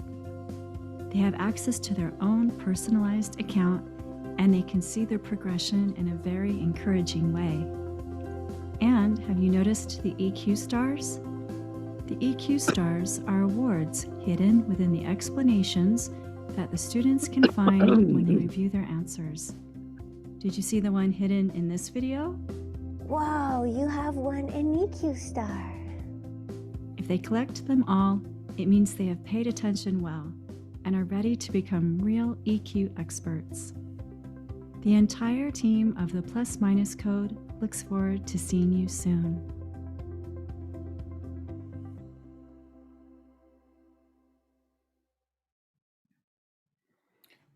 So imagine we have like many subjects that are close to the children's environment. And like the first image that we have on the program, and it's about the cat. And we asked this question, with this cat energy. So if this is related to shyness, weakness, anger, sadness, etc. So imagine, let's say a student would say, okay, this cat has actually a shyness for me. And we explain, in the teacher manual, why would a student say that? Actually, because we cannot objectively say, okay, there is shyness in this cat. But if a student says that, it's because he is connecting his own shyness. He's talking about himself. So he's talking about his difficulty to communicate regarding an aggressive situation, because the cat is aggressive there. So maybe the student might be bullied and is not able to talk about that, or he can be living intense situations at home. There can be aggression, there can be violence, there can be all kind of difficult situations, and he is not able to talk about that. But for sure, the student is facing a certain aggressiveness, a certain aggression around himself. So you see, with just one picture, one answer, and then we have like hundreds of pictures like that, where we question students. We help them to talk, to open themselves also to their emotions, to what they feel, and how they observe, also how they evaluate the world around themselves. So this can allow for so profound moment of teachings and education that help them so much, because now we have IQ at schools, and this is great. We have sport, but between the mind and the body, we have the emotions, we have the inner world, and it's time that we start to teach also about what we feel, how we can improve our evaluation, our perception, and also how we can become a good leader, how we can make wise decisions, etc. So this is everything that offers the Plus Minus Code program. So this completes today's presentation for my part, about symbolic language, but I will let Professor Kaya finalize this session with you for today. And also, of course, there will be next Saturday's session as well. So just in a few moments from now, Professor Kaya will end the session. So thank you very much for your attention, for your receptivity, and now I wish you a beautiful continuity in all your education missions.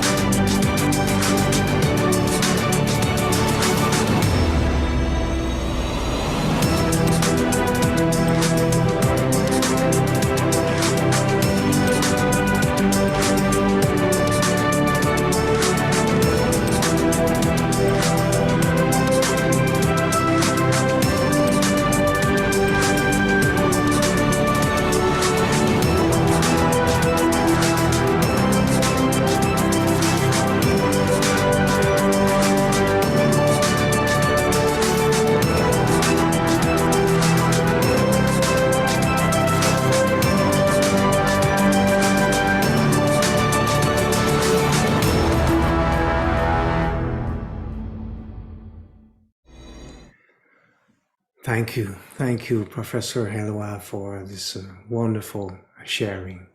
when we understand symbolic language, we can go to another level of education and also understanding the human consciousness.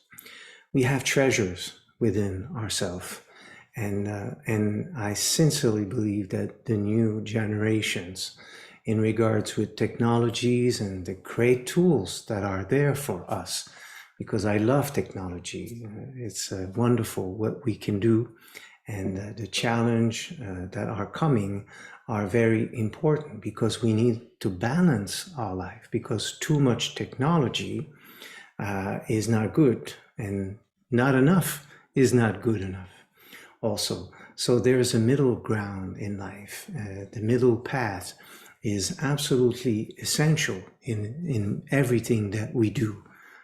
Eating too much salad or too much anything, apples will create a problem. So everything needs to be balanced in life, and in regards of emotional intelligence and the work we need to do to understand new steps of education, this is where we are now. I think that this century will be the century of a new step for education. And I am so happy that we can be all together. And I thank sincerely Cesar Santoyo and all the SEALS Academy team for bringing this to Japan, and for this beautiful alliance that we are now doing with our organizations. So thank you, Cesar. Thank you to all of you. It's been a great joy for me to be with you. If you have questions, I am very happy to take a short Q&A if you wish. So Cesar, I let you the microphone. Yeah, thank you very much, Professor Francis, Professor Christiane, and Professor Alba. So yeah, we have, I think, still a little time if you have an immediate questions before we close. But remember, we have our next session next Saturday. And in case there will be questions in between, feel free to send the email. I think most of you have received our email address. Okay, I think you can unmute yourself, or if you want to question or if you have something.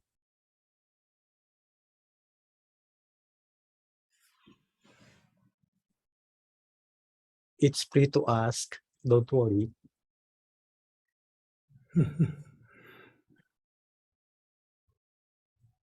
I'm okay. Yeah, I think I can see most of those who have opened their video. I can symbolically see your smiles. I think you were so satisfied tonight. And I'm Yes, I sure think there's a lot to think of, and this is wonderful to be all together today. That's for sure. Yeah. Sir, can I ask question? Yes. Yeah, go ahead. For example, how about a student who is what do you call that? Who is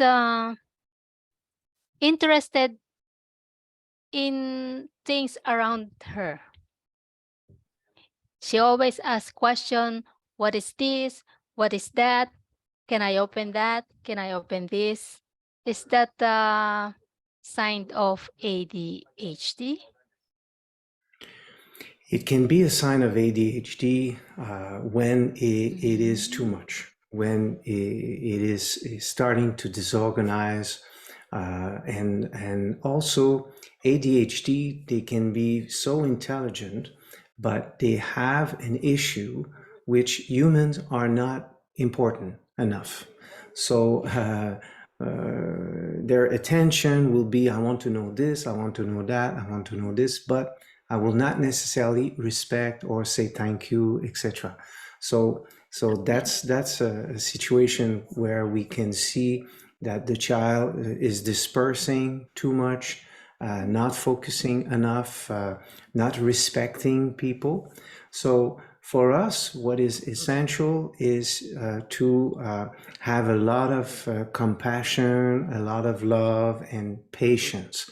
It requires a lot of patience to help them to refocus and not feel angry inside, because this can be easy when it starts to go in different direction and we have another plan in mind. We want to do this, want to do that, and this was not, you know,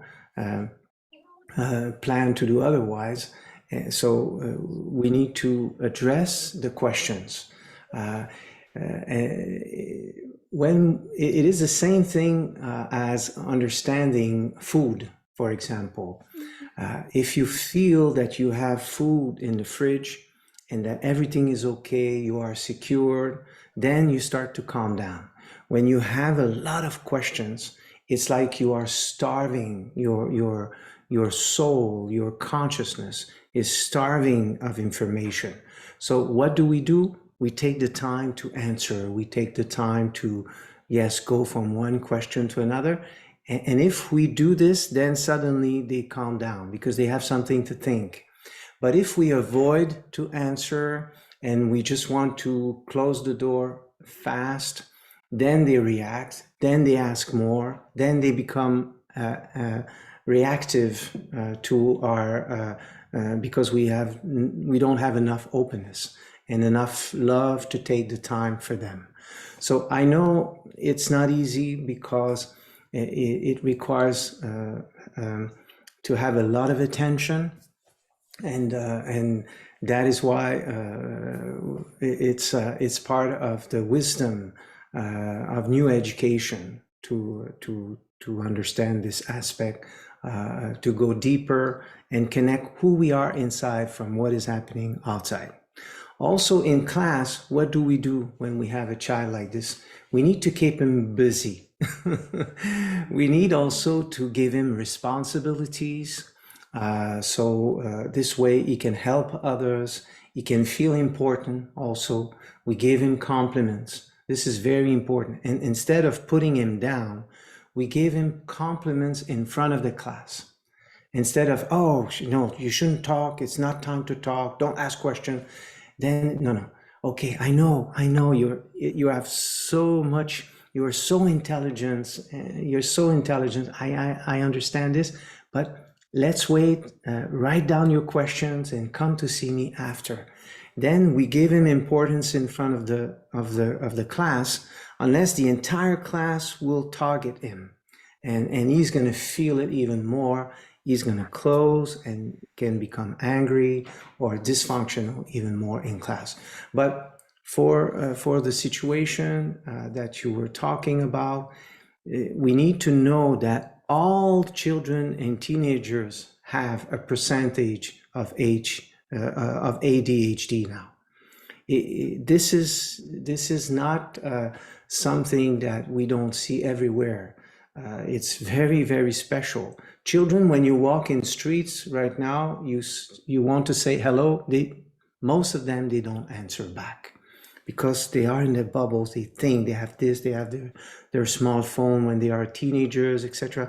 So they're already in social media, so many things, and they disperse themselves. And humans are not important enough because technologies, Google is more important than dad and mom. That is what is happening. You're welcome. Yeah. Thank you very much. I think the question was of Raquel was also, because Raquel is asking, can we distinguish if the child is with ADHD by their behavior, like moving around and could not stay firm? I think that was answered. And then, the other question is from Mary. How old or how young you recognize if she or he have ADHD?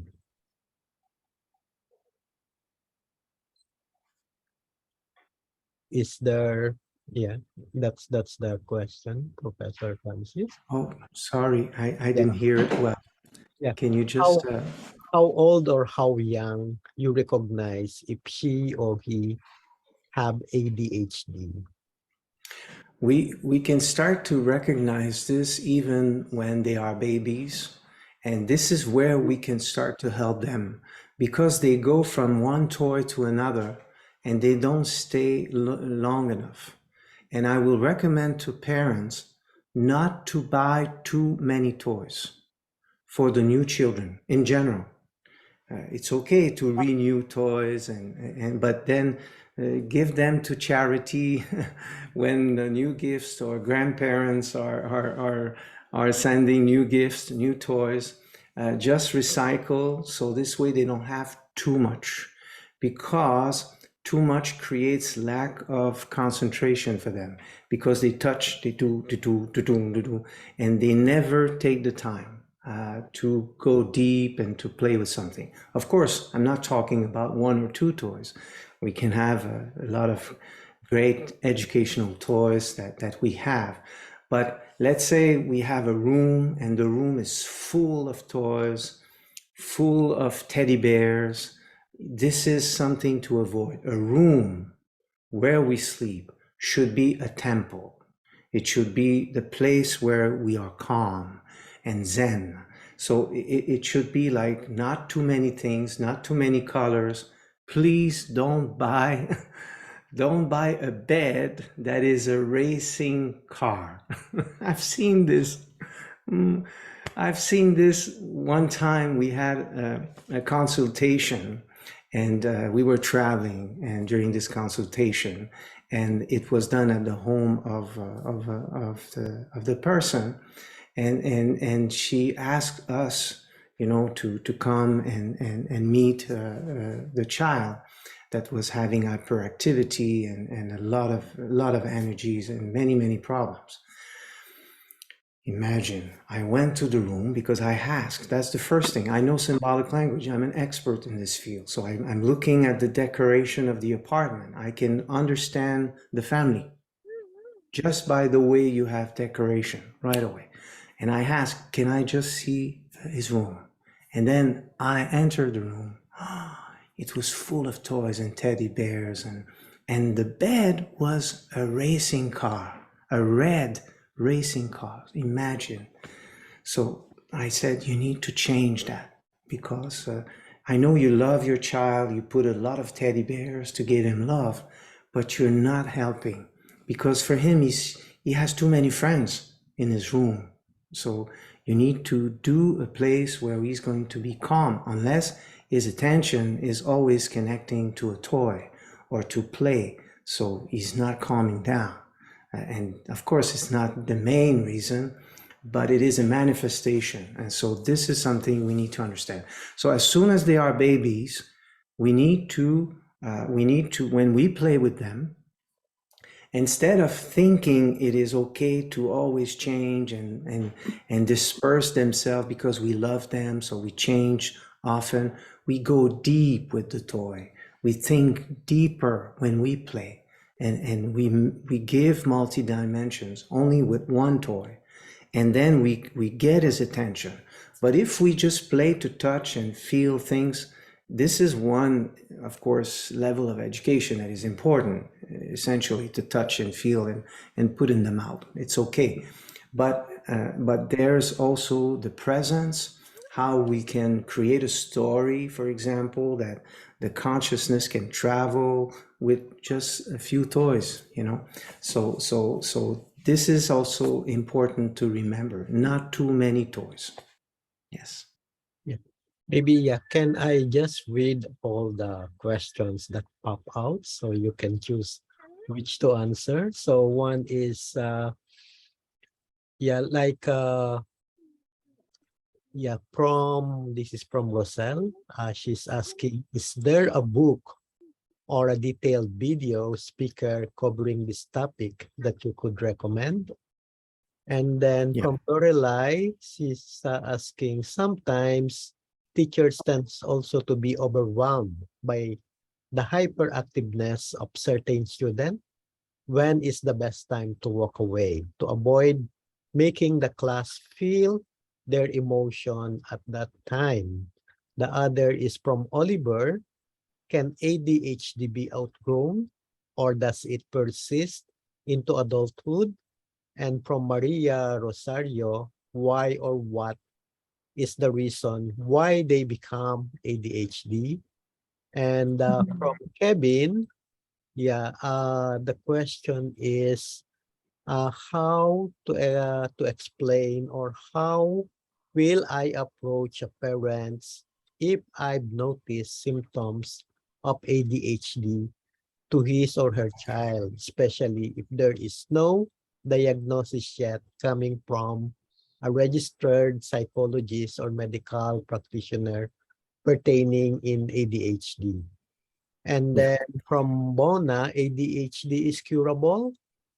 And then from Kevin, well, she's only saying thank you very much for conducting this seminar. And then, from Mary again, one more, it is possible if she have ADHD, or even if they are baby in only a month. Example, 3 to 6 months, by their crying sounds. And then, does an ADHD child has a tantrum? Okay, thank you, Cesar. Thank you. Maybe we can, someone can copy on the chat the question. Oh, Cesar, if you wish, you can copy on the chat all the questions. But let me remind some of them. Yes, there's an extraordinary tool for education on symbolic language that can be a great help that we recommend. This is the main research of our foundation, more than 25 years of preparation and work with many professors, doctors from many countries. This is the dictionary, the source code, dream, sign, symbol. So this is on symbolic language, all the plus, the minus. It's about 2,000 pages now, encyclopedia. It is an encyclopedia. And it will be online in a few days now in the English version. So now we have the French version that we have released about a year ago. And now the English version has just been released as we speak. So this is amazing tool for educators, for therapists, psychologists, for parents, and also just for our own self-knowledge about symbolic language, dream interpretation, and situation in life, that are happening. How come this is happening? And with symbols, we can go very deep in education and in the understanding of children and teenagers. So we really recommend this for sure. Definitely, you can go also on the website of our foundation at ucm.center. So this is also a place that you will find a lot of videos. We have also a lot of certification studies, etc. So, and many books. Everything is on symbolic language. So this is also great tools if you want to go deep in this. And of course, with SEALS and Cesar's team, we will now begin to have beautiful educational alliances with different courses and classes that we will present to you. So this will be wonderful to connect and to bring this possibility to all of you in Japan.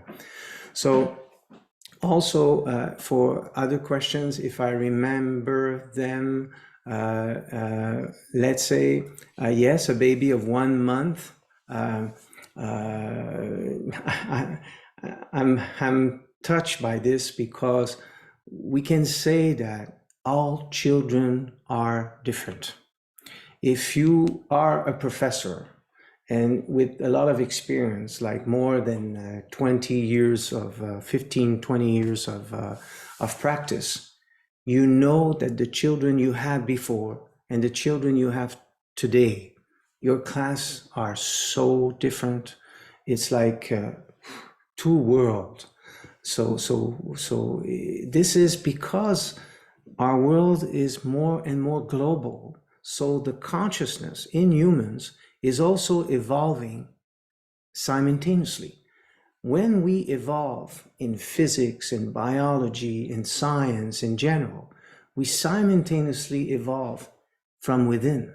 And since technologies are now so important in our life, and even with artificial intelligence that are coming, that will change the way we live, and it is happening at the speed of the light. This is also in connection with the new generations, because they are connecting themselves to these frequencies of information. And that's why we see hyperactivity, we see all these dynamics happening in children. So, and this is just the beginning. I have to say, we have not found yet the real answer. Why? Because education needs to shift to another level, and mental health issues, etc. We see so many things. I do consultation for some governments in certain countries, and when we sit with the ministry, they have these questions because they don't understand anymore what is happening. So that's why I believe that emotional intelligence classes where we need to understand the multi-dimensions of emotions, of life, of what means things, because that's what they wish for when they are young. They ask questions all the time. But it's not just about a rocket, or it's not just about how the computer is working. It's about everything. And we think that these questions are less important, and they are the core fundamental programming of a person to eventually develop IQ. But we develop too fast the IQ versus not enough the EQ. This is the problem in education. We need to increase EQ. Of course, IQ, we need to continue. This is essential, like academics. No problem, 100% important. But we need to integrate a percentage of EQ. This is important, and we think it is not, because it's just like human, it's like humans, and parents can do this at home, so we don't need to talk about this. It's not our job. It's not true. It's not true, because parents are on their smartphone. They don't talk with their children anymore. They put them in front of the TV for hours after school. This is what the after-school program is all about. Computer, video games, TV. They give the smartphone so they can cook silently and do and think and not be present. So we think that technologies can give education to our children, but they are exposed to things that they don't understand. So it creates disinformation, and this is huge. Even adults now. We talk about more than 30% of people on the planet believing in theories of conspiration. This is huge. This is not just like 2%, It is very important. Certain adults, through internet, they connect with disinformation, and they don't even know it is disinformation. They don't believe in science, some of them anymore, or in journalists or whatever. And come on, this is like, we need to bring back the facts also. And that's why the more we can decode and understand, like things more in depth, when you see something on the internet and they're forcing you to buy something, you should question the product, and you should question the marketing also tools that are used. And we need to discern with the internet, because this is a big consciousness. And we need to prepare these new children, because they are like, they can become the victim of something amazing that is happening, which is, the evolution of humanity, of science. And even our tech and CEOs around the world are saying that AI, it's like something that it can be so powerful, it can make us lazy. It can make humans lazy, because it's not just a calculator, it will be absolutely everything done by chatbots. So chatbot, whatever system. So there's a lot of things.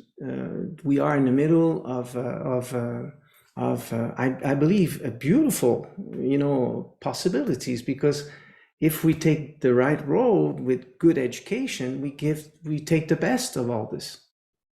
So that is essential. So there was a lot of questions, Caesar. There is a lot of questions, but I may not remember all of them now. Yeah. I think maybe we have to give a chance to a sales trainer in Australia, Sir Armak. So maybe this will be the last question. Do you have something to say, Sir Armak? I got two questions. Hi, Francis I'm from Australia right now. So two questions. How do you extend the program to the community? Let's say, for example, to parents and families. And the second question is that how do we support families, parents who have children with such kind of like condition? Thank you. Yes, this is very important what you are mentioning, and because education starts fundamentally not just with our schools, of course, that has such an important role to play, but it should start with parents. So, because they are a school, parents, they also represent the school of life for children. So they need to understand, de-dramatize also ADHD. They need to see that they have a high potential child, because most of them are very impatient, very tired, and because it requires so much focus, even for themselves. The child needs to focus, but the parent also needs to focus. And when a parent does not understand that the child is feeling what they have inside, it's very, very difficult, and we need to bring this knowledge to them. So that's why we offer with our foundations. There are different platforms that we have, the UCM dot center. So this is like an international school, online classes also that we have. This is a main mission for us, to bring symbolic language and to try to think deeper and to understand that EQ, that emotional intelligence, is something that we need to know, that it is not just an activity or a hobby. This is something absolutely essential to be a complete human, and to know also how to raise our children correctly in the right way. And I know it is a big challenge for families and parents because of a lack of knowledge. And we think only medication can do something, but it's not enough. And if we increase medication too much, the child becomes like a zombie, and he's depressed. He's totally depressed if you overdose the medication. So it creates a lot of sadness. And I know this, and that's why I devote, our foundation's time and efforts to bring the right tools, and we need to understand a deeper meaning in life. And this is time to do this now. We are so advanced in science, so advanced in technologies, but we're not that advanced to understand the human consciousness in terms of developing qualities. And when we want to develop qualities and become better people, it requires an involvement from within, where we understand that when we are impatient, we feel it and we work on it. Because if we educate our children with impatience, then impatience links to lack of love, to conflicts, to rejection, and then we have teenagers, and then they don't want to see us anymore. I see so often parents that they come to us and say, I don't know, I don't understand. My teenager, he's so rebel and he doesn't want to talk to me anymore, and this and that. Yeah, but we need to go back. This started when he was a baby, a long time ago. You were maybe too busy all the time doing so many things, and he was lacking love, lacking attention. When we have children, I'm sorry, but this is this is the most important company. This should be our most important project. And parents also disperse themselves. And when we have children, this is a big commitment. It takes time before we bring them to maturity, especially 0-7. 0-7 is like the first 7 years. This is like this is a mission, day and night often. And if we go 0-4, of course, after the maturity brings like a structure. But when they are babies, it's like you wake up in the middle of the night and this and that. And you need to give, you need to be loving, caring, and we are not trained to love. And it's true that some parents, they can be eventually not understanding the power of feelings, and this is why emotional intelligence is very essential. We cannot just do things now and cook organic and say I love you, but it's just like this. We feel this in couples, for example. Often they lose themselves through accumulations of little things, and they lose their relationship. But it is the same time with children. It happens a lot because the quality attention is not there enough, and I think we need to understand that. And this is why dream interpretation, symbolic language, emotional intelligence, all these tools, I believe, because I'm an expert in dream interpretation, that's one of my main field also. And when we study dreams, we understand that the human is like a computer. So that records a lot of information. And symbol seems to be incoherent in dreams, but it is very, very logical. So we have an amazing training called the DSSI training. We have 3 MD also programs at UCM Center, and we will also collaborate with SEALs with many programs that we have already. We are in discussion with Caesar and are coming also to Japan. So I'm very, very happy that internationally people are now understanding more and more the importance of learning about what is the consciousness and the unconsciousness and the power of it. Yeah. Thank you. And say hello to everyone in Australia also. Yeah, Professor, can you still entertain maybe the last one from Noki Saira? Yes. Yes. Yeah, Noki Saira. Hello, Noki. Hi, Noki. Are you still there? Well, anyway, I think we still have another Saturday. So I encourage everyone to better send your question through email so we can address it more properly. And then, this is only the beginning of our discussion. And as what you have learned today, there's a lot we have to do, teachers. So I think because I know most of you are tired, maybe the last thing that we have to do is, can everyone open your video so we can have our final photo? Are everybody ready? Are everyone okay? So let's have the first group.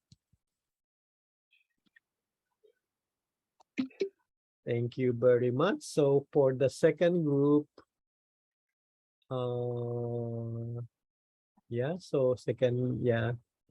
others are still opening their videos.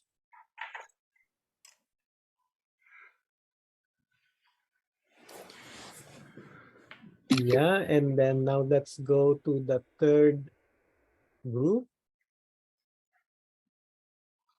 This is also your attendance. Yeah, so please keep in touch. I think most of you have received the email as our official channel. And then, yeah, so keep in touch. But they will be coming here in October. So that means to say, we have plenty of time to talk what we have to do, because in the messages of questions, it's really a lot that we need to answer, and we want to answer it thoroughly and profoundly with action. Yeah. So I think we have to give justice to ourselves tonight. We did a good job. Thank you very much, Professor Francis, Professor Christiane, and to Professor Eloi. So we will meet again next Saturday. Yes. Okay, so can Thank we you, Caesar. say Thank you. Thank you so thank you, much. maraming salamat po. Good night. Okay, Thank you so Thank you so much. Thank you and good night. Thank you so much. Thank you. Good night. Thank you very Night. much. Thank you so Thank you so much. much. Thank Thank you. you. Thank Arigato you, everyone. gozaimasu. Night, Thank you so much. Okay, thank you. Thank you, Cesar. Bye. Okay. Thank you. Thank you, Okay. sir. See you Cesar. next Saturday, same time, same link. Thank you. Thank you, sir. Thank you, sir. Thank you, sir. Thank you. Good night. Thank you, sir. Goodbye, everyone. Ba't hindi naman lulusong sa atin?